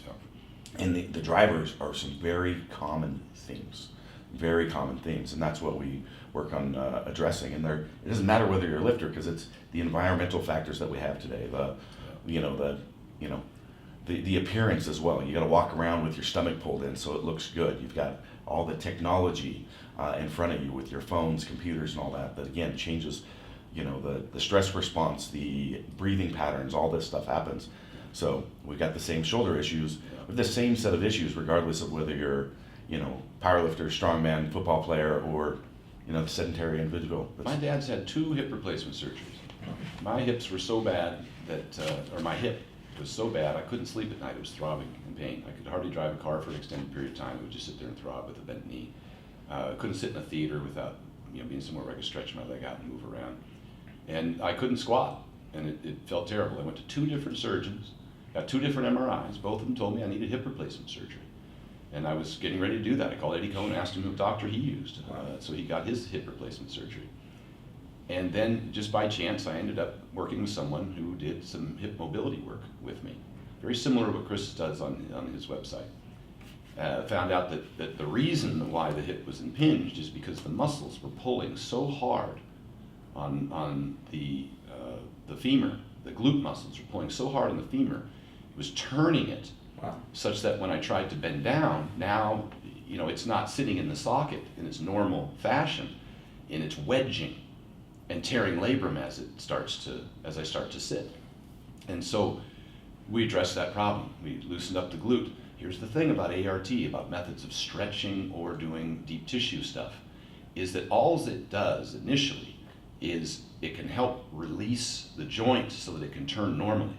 Well, now is when the work begins. Yep. Now you need to start moving that joint around through its range of motion without pain and damage that it was causing previously, to restore all of the muscles and all of the blood flow and everything, so that the joint itself can start to heal and repair. Because while the impingement's in place and you're limited on the range of motion, the ranges that you can't achieve are all atrophying. They won't repair. They don't have any blood, nerve innervation. It's all starting to die on you. So I did the therapy. I did not do the surgery, obviously. This was before I set my world records. Wow.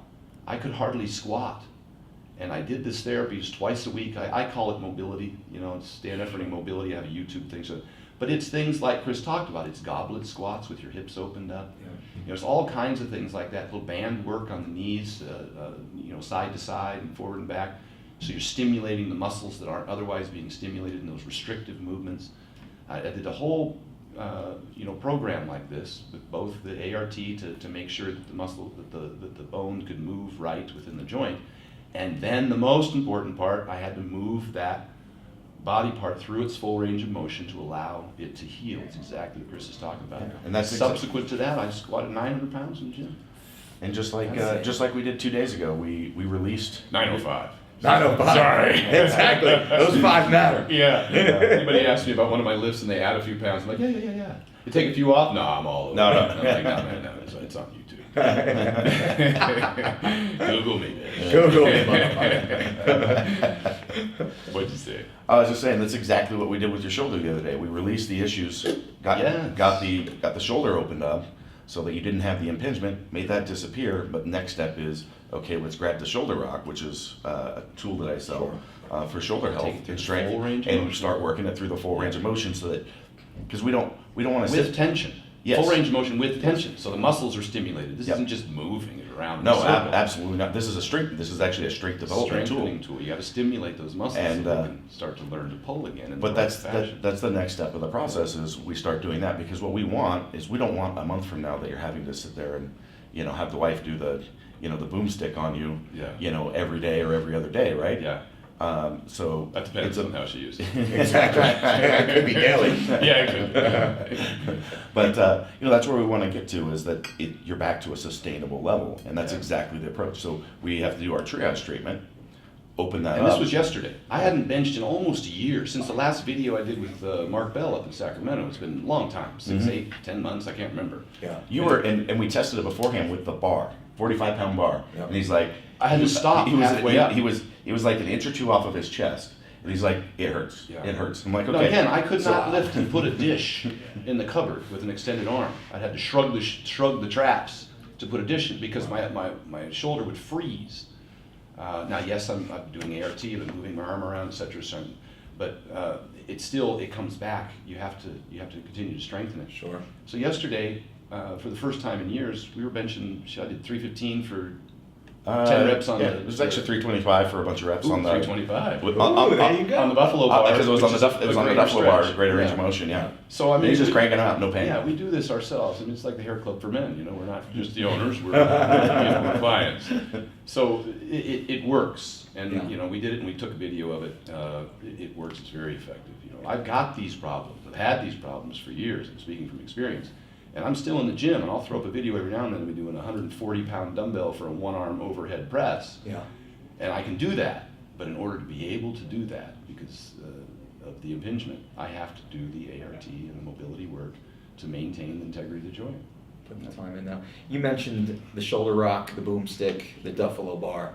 Talk a little bit about that now, because you've been innovating and extending. You have some innovations also with the cooler, which you guys were kind enough to bring me last time you were here. Tell me a little bit more about what you've been doing, engineering background. That's obvious. Now, we have a friend in common, which is Reese. You hired him to work. You worked in aerospace? Yeah, I actually ran and turned around an aerospace company, and I'm along with other companies, so over a while, yes. All right, so you obviously have that engineering background, but now you've applied some of that knowledge to innovating. I mean, the barbell. I mean, how long has a barbell literally been around? And you've actually begun to innovate such implements. Tell us a little bit about what you're doing on that side, and then we want to talk a little bit about business, because both Start of you with are the Duffalo bar. elite entrepreneurs. Yeah, so I'm a tinkerer, and I believe Not the a conversation. Tinkerbell. Whoa. Tinkerer. Tinkerer. That is a real word. And Married with child. and back to the concept earlier of continuous. I believe I'm always trying to make things better. Like everything in my gym is like one-off stuff that I've built because nothing's good enough. Yeah. And so everything that I sell are things that we've developed and we've been using at our facility for 5-6 years, who knows how long, testing it, refining it, making it better. So when I made this shift, and this is actually why Stan dubbed me the mad scientist a couple years ago, because this is what I do. But yeah, certainly the background in manufacturing. I've run manufacturing companies for 18 years, the last 10 years at the executive level, director of operations, general manager, whatever, doing a lot of like company or division turnaround type stuff. So yeah, I've got a fair bit of background there. Sure. So it's a really unique piece that, because I've been developing the methodology for the movement principles. I've got manufacturing background. I've got a test facility. So you said the Kabuki Strength Lab earlier. Yes. So the Kabuki Strength Lab is our gym. This is our human performance lab. Awesome. So everything that we do is tested and validated there. We don't get, you just raised your pom-tom term a few times the last few days, but like you see so many people in the industry, they get really excited about the next hottest thing. Yeah. Got to have your bulletproof coffee, and everybody's posting on Facebook about your bulletproof coffee. Yeah. And We call it invincible. and then it's like, well, why don't you do that for like 6 months and report back if you're still using it, Yeah. okay? Before you start promoting and posting it into the Or your copper wristlet, or your, Yeah. your performance-enhancing wristband. so and that's how this stuff gets wind, is because Yeah. it's exciting, it's new, and people want to talk about it. Sure. And so we don't talk about or share stuff until it's been through our validation Proven. process. Gotcha. Like we use it, and we still use it today, years later. Yeah. So Stan said suggest started with the Duffalo bar. So Yeah. there's a couple bars on the market that are bent bars, Yeah. but I've used them and they were crap.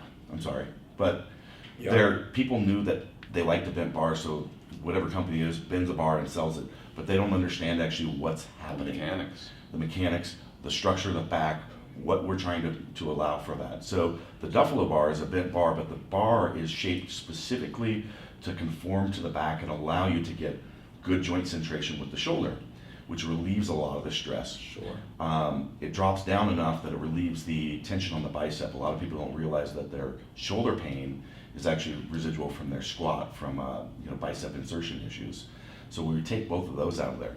Now, if you've got good joint centration at the shoulder, that also allows you to stabilize better and get better core stability, which actually reduces your risk of lumbar disc issues. Those are pretty prominent in the strength training game. I don't know if you're aware of this. Oh, yeah. So we want to take that out of there. So we basically remove some of the major issues. So this is why we have like so many other, like if you've got a football team and you've got them squatting, why the heck would you have them doing a straight bar squat that beats the piss out of their shoulders? And their elbows. And their elbows. Oh yeah, horrible. So that you can get them stronger, when we can have a bar that's actually specifically designed to eliminate the negative stressors and give you just a focus on what you're trying to accomplish. Yeah. Squatting, core stability, transferring power through the hips, from the floor through the hips into the shoulders that are holding the bar. Additionally, mine's the only bar of its type that's designed to also improve benching. So the angle, I have it designed so that the angle where you hold it with your hands causes what we call ulnar deviation. So if you put your hand out in front of you like you're going to bench, Yep.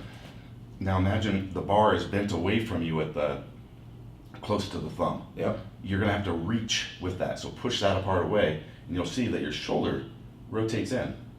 Boom. We've got positive joint centration. Yeah. You're not in this internally rotated position, Yeah. closing the joint capsule of the shoulder. Yeah, the And it's bench pretty press is amazing. responsible for so much damage. to And then shoulders. you take a new athlete that's never benched before, and a lot of people like teach all these cues and stuff to finally get this groove and pattern that you want. Put them in that bar, and they'll automatically groove a perfectly bench. You have to It's- try it's- it. You it's really, awesome. honestly have to try So, it. Did you leave one at Iron There's Addicts? one at Iron There's one at Addicts, Iron yeah. Addicts, yeah. And then I since I only get out to Iron Addicts about once a week, I bought another one and took it to the gym next to me. I've seen you in the Yeah, video with you in the yeah. car. Because I used it one time and I was just, Chris had left, I feel bad about this. Chris had left the bar at Iron Addicts for me to use. Yeah. And I didn't use it for months. And I was so stuck in my bad habits, old dog, new tricks. And all of a sudden one day I used the thing and I sent Chris a text. I said, damn, this bar is amazing. No wrist pain, no elbow pain, no shoulder pain. And more importantly, it replicated the squat movement more closely than the other alternatives, like a safety squat bar or something, which completely throws you out of your squat movement. It's a different squat, and actually doesn't allow you the same shoulder stability, the engagement of the lats. Yeah. I won't make it too complicated, but it's not the same thing. It's not the same thing, and I didn't think anything about anything except for squatting. And nothing else was talking to me, like my elbows or my shoulders or my knees or anything else. And the important thing about that is 90% of the people who call and say, hey Stan, my elbows are killing me on the bench. I'm like, do you low bar squat? Yep, there's your problem. There you go. And Chris and I talk about all this stuff today about active recovery and passive recovery and do this and do that and don't do this. The first most important thing is to eliminate the source of the problem. Don't hurt yourself. Don't when you get hurt there. Don't hurt yourself. Whoa. And when you low bar squat, your elbows are going to suffer. And you have to, I had to do that. That's why I hold the bar out by the knuckles. Okay. And I was training with safety squat bar, et cetera, to get ready for a meet. Yeah. Because my elbows were so bad that the squatting was compromising my bench. Yeah. With the And so Duffalo bar. it works for the high bar squat as well, so Okay. it conforms the upper. And actually, amazingly, it's awesome for front squats. It just sits there and doesn't want to go anywhere. So that- I can't actually reach to do front Me squats neither. because of my Uh-huh. elbows. Yeah. I'm an old beat up. This is why I'm like, oh, you're a movement specialist and you're all beat up. Why would I listen to you? Well, I learned the hard way. Yeah. But It's like having a ex-heroin addict as your counselor, right? Yeah. But what you need. But I can Yes, front exactly. squat with no hands. Yeah. Like it just sits there on your shoulders because it's built to conform to the structure of the back, right? Yeah. In the shoulders. Well, the structure of the shoulders is the same front to back, so it works fabulous for that. Have you seen, is there a carryover, 500-pound squatter using the Duffalo bar, will they squat the same amount with it, a little bit less, but then what is the eventual carryover? It's basically it's Pretty still the same. similar. It's the same squat. Okay. So if for some reason you had like shoulder pain shutting you down or other things like making you not squat as much in that Sure. fashion, then You do more, then yeah. you would probably do more. But it doesn't make any of the other squat easier. It's Yeah. still the same exact squat. Yeah, I could hardly get under a regular bar. It would take multiple sets before the pain started to ease up a little bit. It was really Yeah. just numbing is what that was happening. I jumped under Chris's bar without any real warm-up, and I was able to grab the bar. When I get under a regular bar, I only have like 1 or 2 fingers that could barely reach it because Gotcha. my mobility is so bad.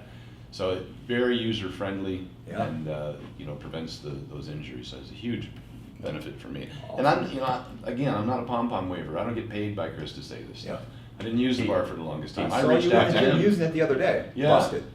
So I've been around 30 years, and I'm not the guy that jumps on bandwagons. But Yeah. when something works, it works. Yeah. And that's just common sense. And if I can help people prevent the injuries that I've suffered, Absolutely. I'm all over it.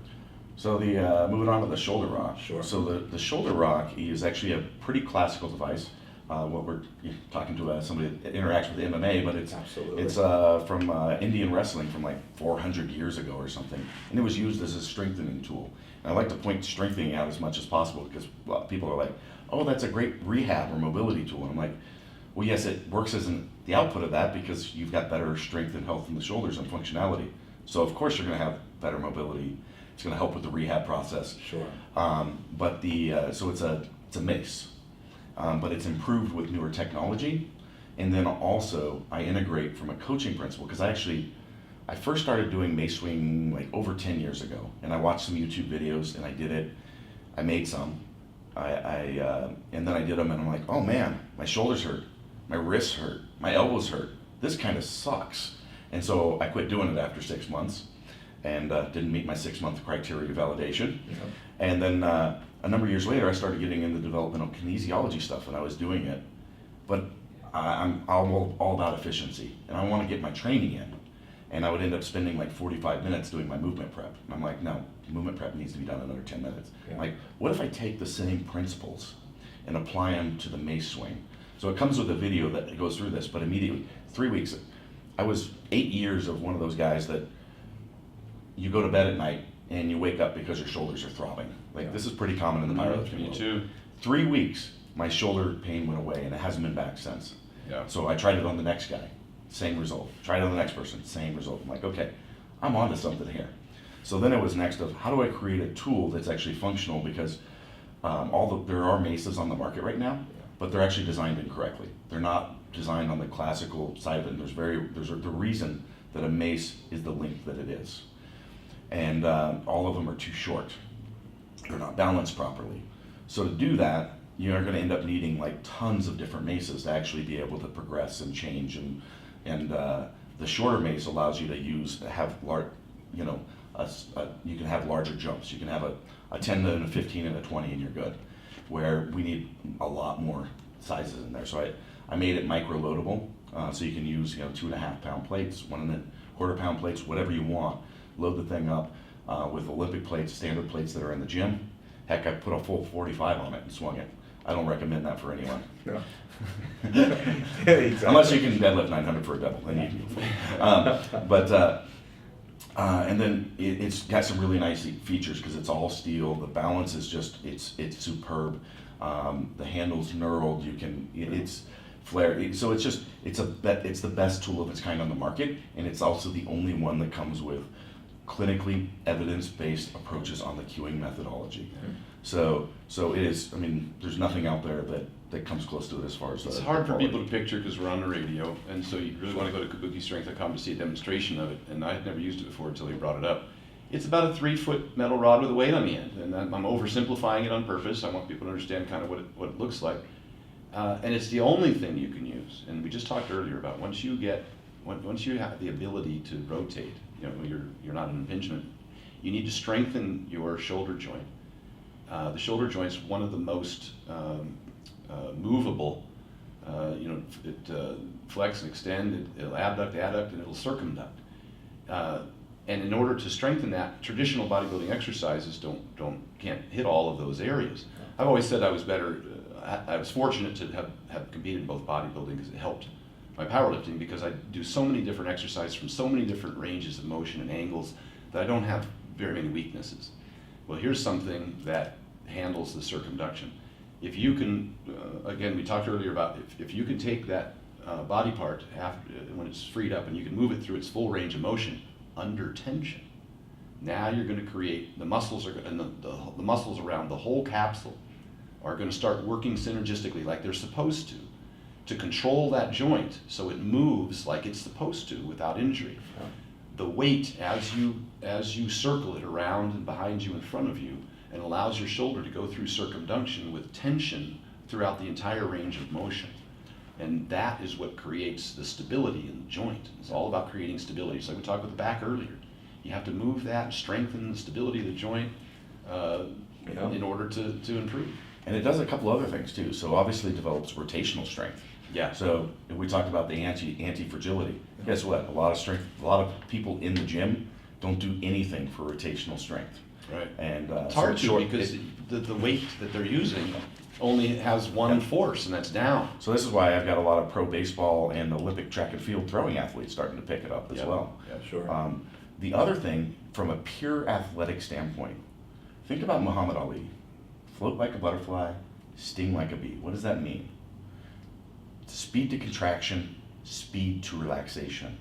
Yeah. Your speed to relaxation is actually a key indicator of a high-level athlete. Yeah, it's Olympic And- weightlifters. That's one of the keys to their success, is being able to relax and then engage those So muscles. a lot of guys that are like pure gym athletes, they have tension all the time. They never release they don't learn to release the tension, which has very little athletic carryover now. So the shoulder rock done properly you have to be able to learn to relax and contract very fast. Dr. Stuart McGill calls it pulsing. He works, George St. Pierre has worked with Stuart McGill, and he has him do like some towel swings or something like that. Same, very similar. It's the same pulsing effect. Shoulder up. Boom, boom, boom. So it helps develop that. So that's purely athletic, which carries over huge to like your sport. Sure. So this is Let's talk about how that's relevant, even if you aren't doing sports. A lot of people get these knots and their traps, and you've got to learn to relax. Yeah.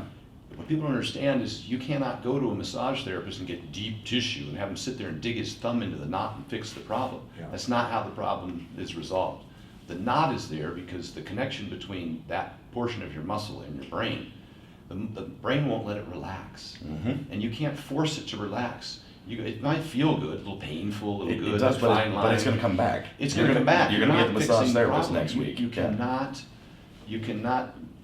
get massage therapy or deep tissue therapy and work on those knots. It is not breaking them up. It doesn't do anything. It's a nerve connection with the brain that's not allowing that muscle to relax. Yeah.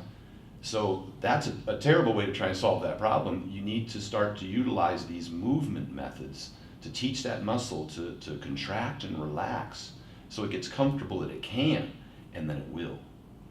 And I forgot to mention the most important piece. Yes. You look like an absolute fucking badass. Yeah. You swing the shoulder. That's back. true. That's So true. you want to make some awesomes to Instagram. We got a ticket, photo. you know? We got a video of Eric Spoto, Yeah. 330 pounds out there swinging. It's Cro-Magnon. Yeah. Wow.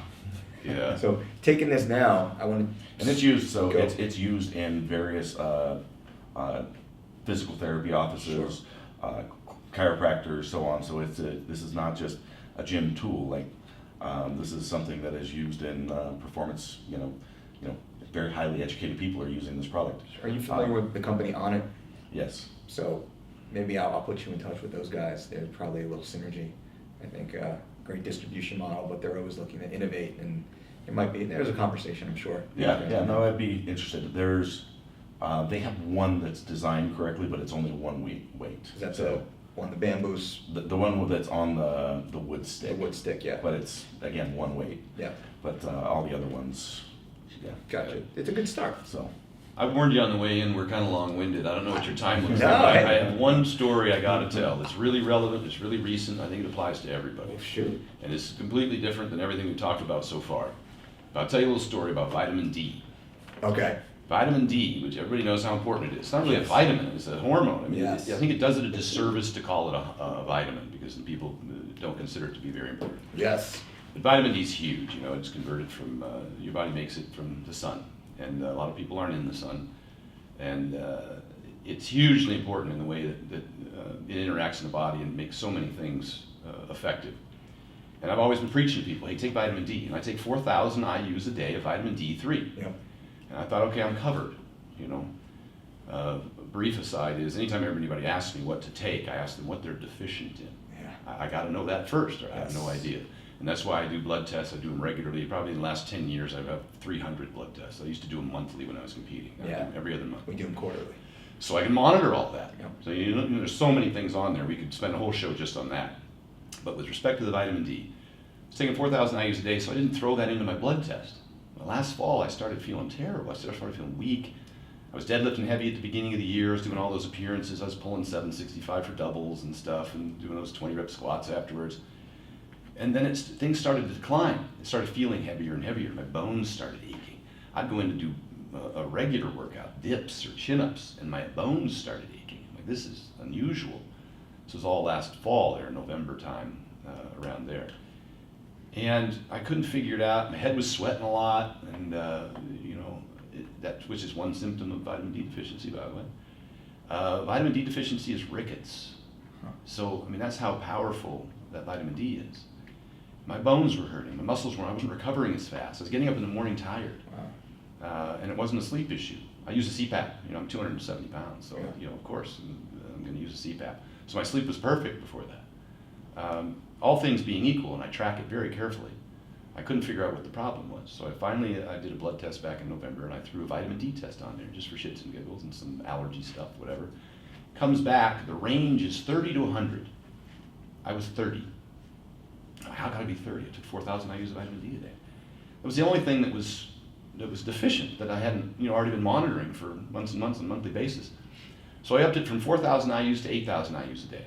A month later, I got a test, I was at 36. Upped it from 8,000 IUs to 10,000 IUs. A month later, I was at 46. Now understand that vitamin D, recovering from a deficiency, takes many months. It's not something that you remedy overnight. So Sure. you got to find out the problem, you got to start, you know, tackling it. A month later, 12,000 IUs a day, I was at 60. I feel incredibly better. Bones aren't hurting, and nothing else has changed. My training hasn't changed, my diet hasn't changed, nothing's changed. It's about as causal as I can, you know, there's so many factors. You always hate to correlate causal correlation. But that was the most significant thing that I did, and the only significant change, and I feel amazing. My sleep's better, I wake up in the morning, my head stops sweating, my bones don't ache, I recover faster, all of these factors. Here's the kicker. For like 5 years or more, I've been watching my hemoglobin A1C as my blood sugar. It's an indicator of potentially, you know, type 2 diabetes. It's a measurement that averages your blood sugars, your insulin levels over the last 3 months. I monitor that all the time because insulin sensitivity is important to us because we eat a lot of carbs, we want to utilize them, we want to recover well, and we want to be able to work out. I had taken carbs out for 30 to 45 days at a time, no carbs. I'd done all the cardio work, just the walks, running stairs. You know, I dropped, when I stopped competing, I dropped from 290 down to 255. So I was in great shape, very low body fat. I wasn't just weightlifting. I was also doing cardio, sprinting stairs, doing HIIT training, also doing steady state cardio walks in the morning. Took out carbs for 6 weeks, didn't affect it. Went from maybe, the pre-diabetic range starts at 5.7. And I would go right around between 5.6, 5.7. I would bounce back and forth. I could never figure out, even when I implemented, took cinnamon. 1 month I took metformin, which is supposed to decrease hemoglobin A1C. But I hated taking it because exercise is twice as effective as metformin. Cinnamon is just as effective as metformin, without all the side effects. Metformin pushes your pancreas pretty hard. So I recommend nobody take that. I tried. Took it for a month, no movement in hemoglobin A1C. As the vitamin D went up, my hemoglobin A1C went down. Interesting. At 30, I was at 5.7. At a vitamin D of 36, went to 5.6. Vitamin D of 46, I went to 5.5. Vitamin D of 60, I went down to 5.3. That's low. My insulin sensitivity improved. I mean, that's a huge measure. That's not something you could do, with any other method, whether it be metformin, whether it be cinnamon, whether it be exercise. To move that far on the range, on the scale, I can only attribute that to that vitamin D. It really, and vitamin D is shown to improve insulin sensitivity. That's in science, so it's there. But that dramatically, And to see that happen just over the 4 months that I was doing it. And as my hemoglobin A1C improved, my performance improved. I was able to utilize more carbohydrates, store more. My workouts, I had more stamina, more endurance. I wasn't tired after eating carbs. You know, typically you eat carbs, an hour later you get carb overload. That doesn't happen anymore. I have more energy throughout the day. I don't get those deep, I gotta sleep. I'm just tired. I just ate some carbs or whatever. And I don't take any stimulants like coffee or anything. Never have. So isolating those factors with all the measurements that I do, the take of this story is, and most doctors you talk to will tell you that most people are vitamin D deficient, particularly African Americans, because they don't utilize the sun as well to convert to vitamin D. Is that people should include this test, and they should pay very careful attention to it, not just because of what vitamin D itself does, but all the other things it affects. And how many IUs are you taking a day right now? 12,000 IUs, and of course I'll measure next month and find out if at some point I may be able to come back down, to 10,000 or 8,000. You can do vitamin D injections as well. Vitamin D3 is the one that you want to substitute. I was taking it, 4,000 IUs a day. I thought I was covered. The whole thing about, you pop a vitamin, you think you're good, but you don't know. This comes back to the test and validate discussion too. Yes. By the way, I'm on 12,000 IU of D3 based on my blood work that I do regularly, either monthly or quarterly. But we were talking about this too, the other piece, like people always say, what's your supplementation? Because they just want to copy what you're doing. It's like, well, it depends, it changes, and it's not your supplementation. You need to understand, like, everybody's unique. What your deficiencies are, how you respond, and so that's why I never get engaged too much in those discussions, because it's like, are you doing blood work? Are you are you monitoring this stuff and figuring out what you need? And I hate that there isn't and how you respond. Yeah, I hate that there isn't a consistent answer. I hate that I can't tell somebody you got to take 4,000 IUs and anything. I hate that I can't tell them exactly what to eat, because I don't know how they're going to respond, and that kind of makes them a little bit. You feel a little more powerless because you're like, I don't know, and you got to get started, and you got to get measured. That which gets measured. And that was your first point was, well, what are you deficient in? Get blood test. And they look at you, typically their eyes open, they're like, I have no idea. I have no idea. They don't know. I just want to lose weight. I want to look like you. I want to lift that weight, whatever it is.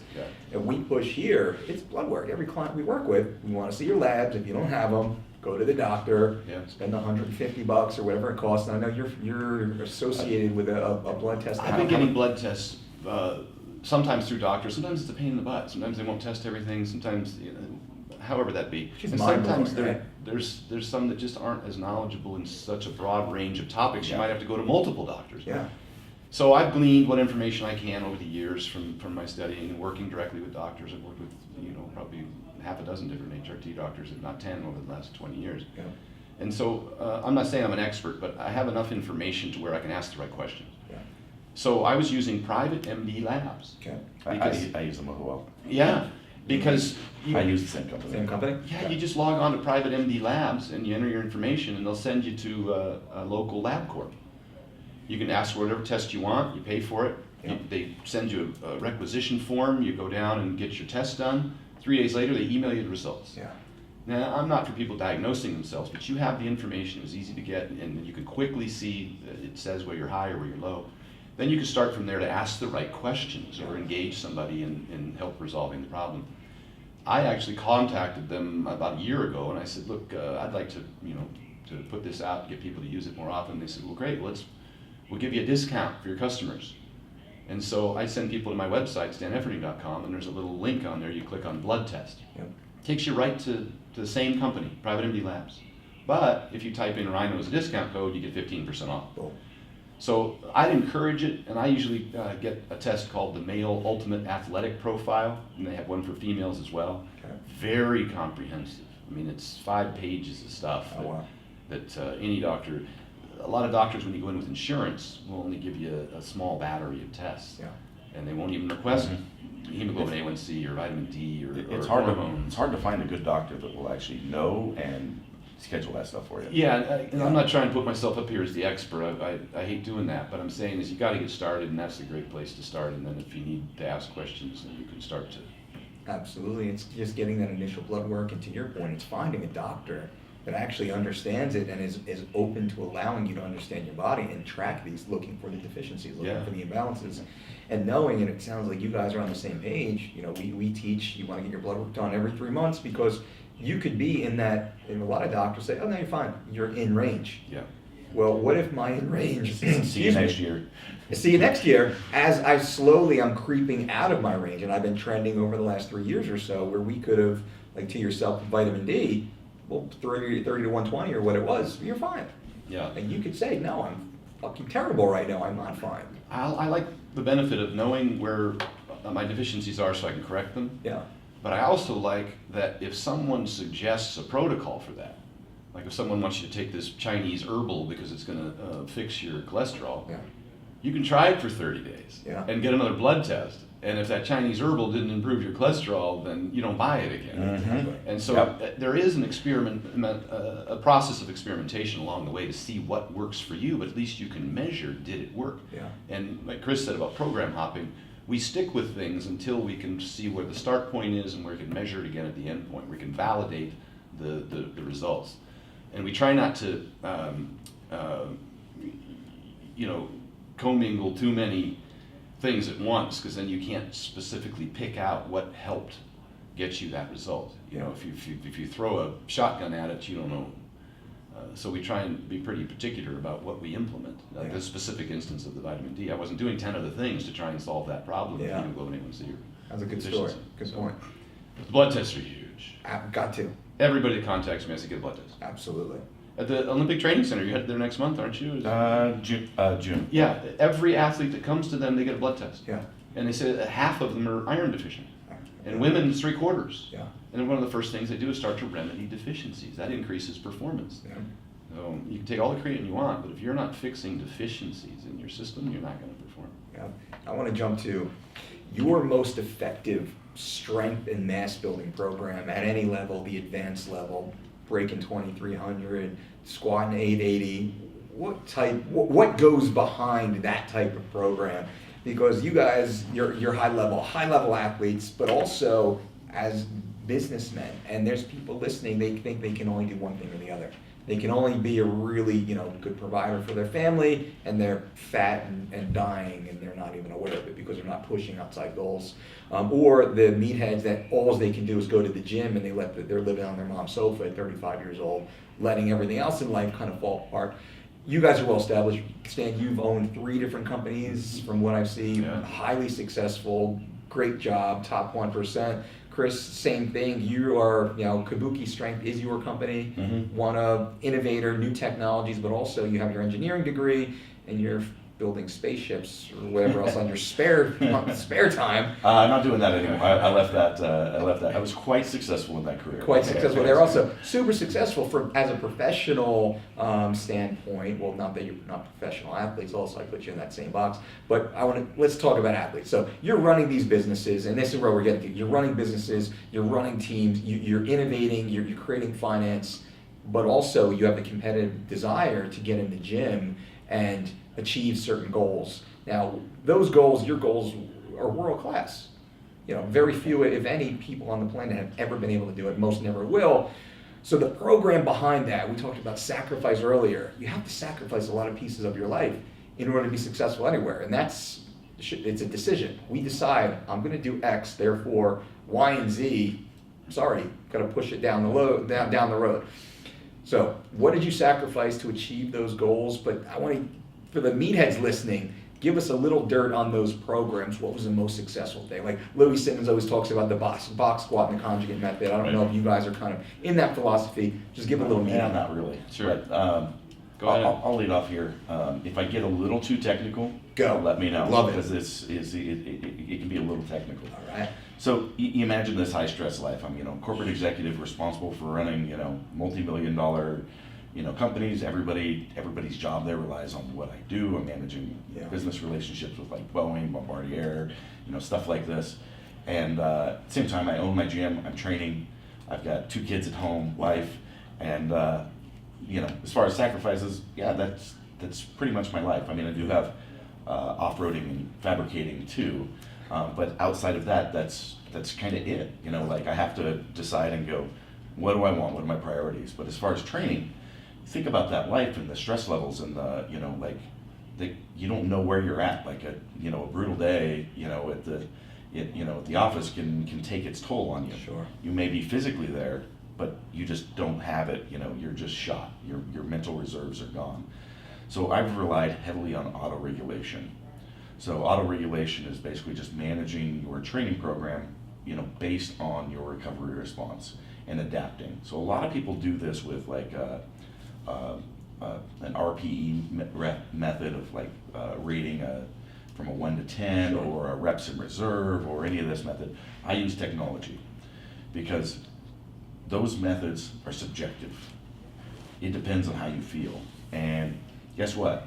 You know, if you're deadlifting, you know, 700 pounds, 800 pounds, or, you know, even if you're lighter, like if you're towards those maximal weights, 750 feels heavy. Yeah. And what's the difference It between all that and feels 7? heavy. Say it's all heavy. Like, I can't tell the difference between that and 770, or like, what should I be training today? Yep. So for the last 5 or 6 years, what's really helped for me, and also takes the ego out, because I'm a pretty driven individual, you know, Stan is as well, is sometimes the ego kind of takes a hold to, and you do things that you shouldn't be doing. Like, Yeah. I shouldn't have gone up that heavy, you know, I should have rested, you know, I shouldn't have. And so managing that. So first I started playing around with HRV, heart rate variability, which is, you know, measures the difference between the sympathetic and parasympathetic sides of this nervous system. But it didn't tell me, like, today, what do I put on the bar? And it was it was like the next day. Oh, well, you pushed it too hard today, you got to recover. I'm like, I didn't need to know that now. I need to know it yesterday, like what I was doing. So we use, velocity-based training. Okay. So we have a velocity measuring tool, you know, that we attach to the barbell, and then there's several different methods of using that to determine when, like, your drop-off point is, or when to quit, or how much weight to put on the bar.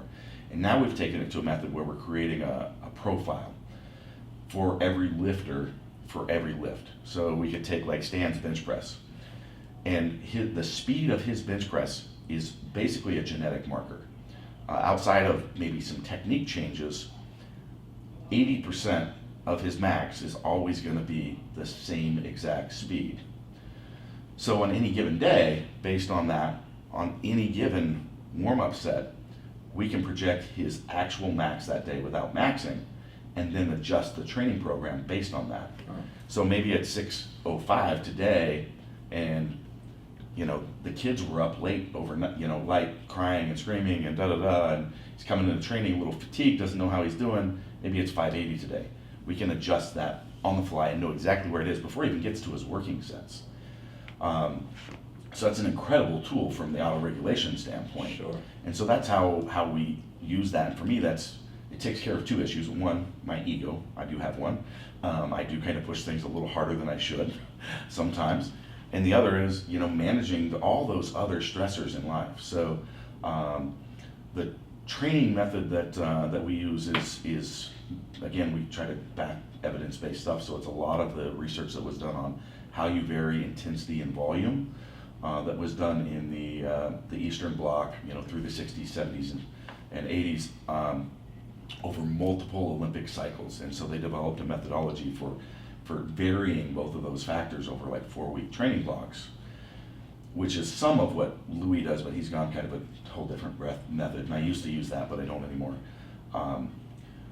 But those athletes were removed from their families. They didn't have jobs. They lived in the training center, and all they did was train, eat, and have active recovery and rest. They lived Stan's life. So guess what other factors they had? None. But you've got traffic to deal with on occasion too. So even that, like, you know, there's small things that can actually have an effect. Sure. So the data collection was amazing, but it doesn't apply to us. So now we take those very researched methods and we overlay auto-regulation over the top of that, and then individualize it based on your individual profile. So I have my profiles. Last meet I did, I was telling Stan this story. I do huge weight cuts. I'm sure you know something about this, right?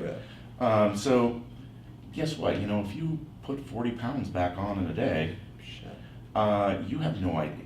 what you squatted in training Doesn't mean it. doesn't mean anything. Yeah. One, you're not going to squat, so you know that. Yeah. But you don't know where you're at. It's all guesswork. Yeah.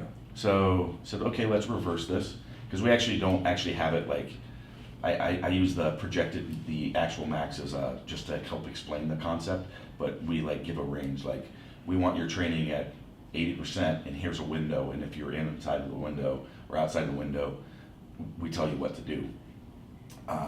Either adjusting the weight up and down or dropping sets, reps, so on. So but we actually reversed it for that day to go, okay, let's monitor every one of my warm-ups and project my max. And I ended up missing my first 2 lifts because I didn't hit depth. It was just, Gotcha. it was like really, okay, dredging was really strict, no problem. I got to dial it in. I had one last attempt, and I wanted a specific total, and I knew I needed 870 pounds to hit that total. Gotcha. And so we ran my projected max, and it said, I'm good for 875. So I said, all I got to do is just hit depth. Yeah. And I'd missed 850 twice. So safe bet is, let's keep it at 850 and just run with it, right? Sure. I'm like, no, this is all I got to do is fix the depth. Numbers saying I can hit 875. We loaded 872 on the bar. I nailed it. I was probably good for 874 that day. Okay. But I got All right, 872. all right. So that's how, how tight that is. Wow. That's a pretty amazing tool. Yeah. So yeah, we're using a combination of objective feedback, subjective feedback, technology, evidence-based principles, and our clients see amazing results. This is what I do. I've got a guy that, team that does our numbers, developing the training plans for our athletes, and so the head coach there actually does my own because I don't have time to sit down and crunch the numbers and run that myself. So we've developed the methodology over the years. We practiced it, we implemented it, Yeah. and then I trust one of my guys to write my stuff for me. Yeah. Wow. So Yeah. In It depth. works, after 30 years, I do a similar thing intuitively at my Exa- warm-ups. No, exactly. You know how So it this is feels. so if we go back and you take a lot of these big lifters and you go, oh, such and such lifter, let's follow their program from this specific point. Well, they had a coach that was an amazing coach sitting in the room calling the weights for them. Yeah. How do you think they were calling the weights? Speed of the warm-ups. Their speed of the warm-ups. Yeah. They Yeah. knew what and they knew what they wanted them to do. And high skill levels athletes, same thing, and be able to do that. Now we try to make it a little bit. We're trying to take it another step further. Yeah. But not everybody has 30 years of training experience No. like you to be able to do this stuff. And you have to be highly skilled too, and very intuitive, and very Yeah. this is not an everybody can do thing.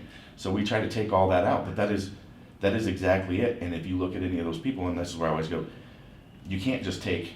Let's say you have developed to that high level athlete of this person that did this epic lift, and here's their training program that was published, and you're just going to follow it. You have to understand the difference between prescriptive and descriptive training programs. That program was written after the fact, after the Right. map their training cycle, and they had an upward line of strength, over the training cycle, but it wasn't a linear line. Yeah. It's a wavy line that goes up and down based on the recovery, the training that was applied. And now you're going to overlay what you're going to do, and you're going to follow exactly what worked for them. Yeah. You're following a descriptive plan, not something prescriptive. And What he hit on there is important. Having a great coach is huge. It's why I sought out Flex Weaver. It's why I sought out Mark Bell. Sure. It's huge. That's why a lot of people go to Westside Barbell. He's seen so many people lift for so many years that he can give some input. and that's a huge. There's a big difference between training at Westside with Louis watching you and engaged and coaching you, Yeah. than going, it's the Westside Barbell techniques that work, Yeah. and following a program. Yeah. It's These are completely not. different. These are two different things. Well, and the second piece So- of that is that when you are training at Westside Barbell, and I've talked about this before, probably one of the most the reasons why they've been so successful is because when you're training there, you're training with a bunch of savages. Yeah. That's why I flew up and stayed and lived in Sacramento and trained with Mark Bell. He had a whole bunch of big lifters in there, and every day was a war. And at some point, and we're all a little bit crazy when we're at the upper end of this business. Yeah. At some Just a point, little. when you're around a bunch of other crazy people, you have to take your body somewhere it's never been before. And this is way up in the upper echelons of performance. But if you continue to do what you've always done, you're going to get the same result. Yeah. And so when you're around a bunch of these guys and when you see it happen, it becomes believable, and then you can try it. And that's what happened when I was around those great athletes. I mean, I'd go over and I'd train with Dan Green. I went out and I trained with Eric Lillybridge. I mean, I've trained with some great lifters. And when you see it happening, suddenly, you know, you take yourself to a whole new level. Yeah. So, Yeah, environment is huge. great coach, great training partners, great environment. I mean, that's monstrous in terms of success. So that plays into exactly the answer to the question that you said. If people want to put themselves in the position to be more successful, to do what we've done, we think those things are important. A great coach and a great team or training partner environment. Surround Yeah, yourself with success. A lot of people Yeah. think at my gym think that me and one of my training partners really dislike each other because we're constantly chasing and like Sure. at each other's Oh, it's throats a for war. for these numbers because we're right in the same neighborhood for numbers, and he's getting close to break 2,300 raw his Yeah. next meet here in a couple weeks. It's a battle. And but in fact, we have no dislike of each other whatsoever, but it comes across as I hope he's not I'm gonna beat. 275 or I'm going to dislike. No, it's he's a 308. All right. Yeah. He enjoys his McDonald's a little too much. I got So. Let's talk about the sport of powerlifting. You have the raw and then you have equipped. What are your, because it seems like a lot of the sport now is getting back towards the raw side. You guys compete, on the raw side seems much more often, most recently. Training raw as opposed to training equipped, and then competing raw as opposed to training equipped. What are the differences, benefits, disadvantages? Personally, I just think it's a different sport. Okay. That's really it. I mean, you can't, it's like stock cars versus, the ones that aren't stock. Yeah. It's just a different sport, so you can't really compare it. Some people prefer to do that. I prefer to do raw. I was always bodybuilding most of the year. Sure. So I didn't have the time to learn the suits. Learning the suits is a big deal. Yeah. Getting the right fit and learning the different grooves that you use on those. So I just think it's very different. I think the reason that raw has gotten so important, to be honest with you, the publicity, of course, a lot of the publicity around the YouTube and all that stuff. I was fortunate to have been involved in it at the time when Muscular Development was covering me and putting me all over their magazine, and then bodybuilding has such a huge market. People like that sort of thing, the Johnny Jackson, the Ronnie Coleman. We did that World's Strongest Bodybuilder. Yeah. Then Flex Magazine sponsored me and started putting me in pictures and videos. So a lot more attention came as a result of the bigger audience. And I think and then at the time all those other videos started coming out with Lillybridge and George Lehman and all those guys. The content was exciting and they were all lifting raw. But another big thing is the CrossFitters. Yeah. So many last meet I was at, half of the competitors were CrossFitters. And women. Half the competitors were women. Yeah. So many more women and CrossFitters as a result of the weight training and the benefit it's been provided them, and the overcoming the stigma associated with powerlifting. They get in and start doing CrossFit, and they really like the big list, and they like to measure themselves on the 1 rep max, and so they start competing, and they've brought a ton of eyeballs and competitors. We've seen that because I've been running meets for about a decade, and so I've been able to see the shift from in the sport, but also running meets as well. Yeah. And yeah, it used to be like 30 lifters would show up at a meet. There'd be one raw guy, and everybody else is geared, and there'd be like 2 girls. And now we'll run a meet, and there'll be 100 lifters. Yeah. And there'll be 1 guy in gear. You're right. 15 or 20 women. Yeah. And half the people are usually CrossFit or something It takes a while to learn the gear, to learn so- the suits, and a lot of these people, it's not their primary. My primary at the time was bodybuilding, and the CrossFitters' primary is CrossFit, and they use raw lifting as a part of their CrossFitting training. So they just, they would never use gear as part of CrossFit training, so they don't learn it, they don't try it.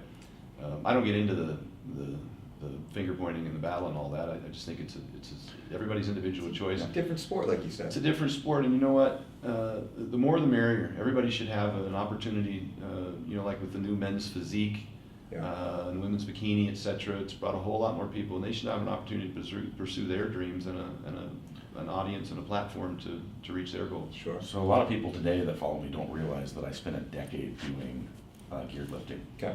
Full on multi-ply, canvas suit, multiple briefs. Yeah. Back in your West Side days. Yep. And so it was fun, but I just found I spent too much time learning the gear, focused on it did make me better technique, like mastering technique and appreciating the value of that. So that was really good.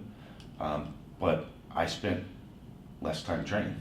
And so I went away from it to, gain more time actually just in the gym getting stronger. And I made that shift maybe 6-ish years ago. And I just reposted a picture on Instagram of me from 7 years ago. Saw that. And I look incredibly, so I put, that's been a big driver of I've got more work in. Yeah. A lot more work. You were a powerlifter in that photo? Oh yeah. Oh wow. Yeah. Yeah, bigger muscle can become stronger muscle. I was an 800-pound deadlifter in that photo. Yeah. Oh shit. It didn't look like it, did it? Well, it's hard. You can only kind of see your face, no beard, a little bit different, but still, you looked 50 pounds lighter. Yeah. The hypertrophy training is important. Eddie Cohn Yeah. started out at 165 and ended up at 242. Wow. It's a result of hypertrophy training, not powerlifting per se. Sure. It contributes, but I think that's where the sport's going, but I think there's still a place for gear, especially with our masters lifters. Yeah. So our guys that are 50 plus, 60 helps plus. with injury prevention. Exactly. It's huge to be able to put on at least a pair of briefs or a light shirt. That's a good point. And Your hips so I have last so long in exactly, raw lifting. Exactly. So I think that's where the sport is. Like a lot of our masters lifters are going to continue to shift over to the gear and stay in the gear just because it allows them to train And the shoulder train stabilization. safely, and yeah. You can't bench when you get that up in years. And people ask why. It's not necessarily the support so much too. Is like you were talking about, the flossing and doing other stuff with the knee, and like Donnie Thompson. So some of the products we didn't talk about, we don't need to, are developed that I sell are developed by Donnie Thompson. Sure. He's another Mr. kind of 3000. Mr. 3000. Yeah. But he does a lot of distraction of the joint, compression to joints. Well, think about it. I mean, how are you gonna provide passive compression to the hips? Well, a pair of briefs are actually doing that. So is it how much of it is support and how much of it is actually that compression effect on that? So because you can take somebody with a groin injury, put them in a pair of briefs, and all of a sudden they're squatting depth with no problem. Yeah. And it can be a really light pair too. But in my facility we have a ton of 50, 60, 70 plus lifters, and nearly all of them are gear, and I think it's the right thing for them. Yeah, and I don't mean to plug Mark Bell in the slingshot, but he designed that thing in 2009 when I was training with him, and I had all the shoulder and elbow pains from squatting. And I squatted, when I was benching, I was able to put that thing on, and it provides stabilization of the elbows, and then as you go down, the way that it stretches and decreases the load as you get towards the chest helps relieve some of the pain for the shoulders, but still lets you feel the weight as you're extending, where you're stronger. So the weight's lighter where you're weaker, and the weight's heavier where you're stronger. The weight's lighter where you're more susceptible to injury at full stretch, and the weight's heavier where you're at lockout. And that enabled me, and I got one for my training partner. He hadn't been able to do incline presses or dips in years because of his shoulder problems. He popped that on and he was able to do them. So there's a suit in the bag, in your gym bag. It's pretty similar in its results just for the bench press. It does the same thing. It stabilizes the joint and helps lighten the loads. I think there's starting to be like some competitions that are, that are Slingshot competitions. All right. So. Yeah. Now, wearing a belt. Do you advocate wearing a belt in training? And what are your thoughts on that? Because we're talking about increasing intra-abdominal pressurization.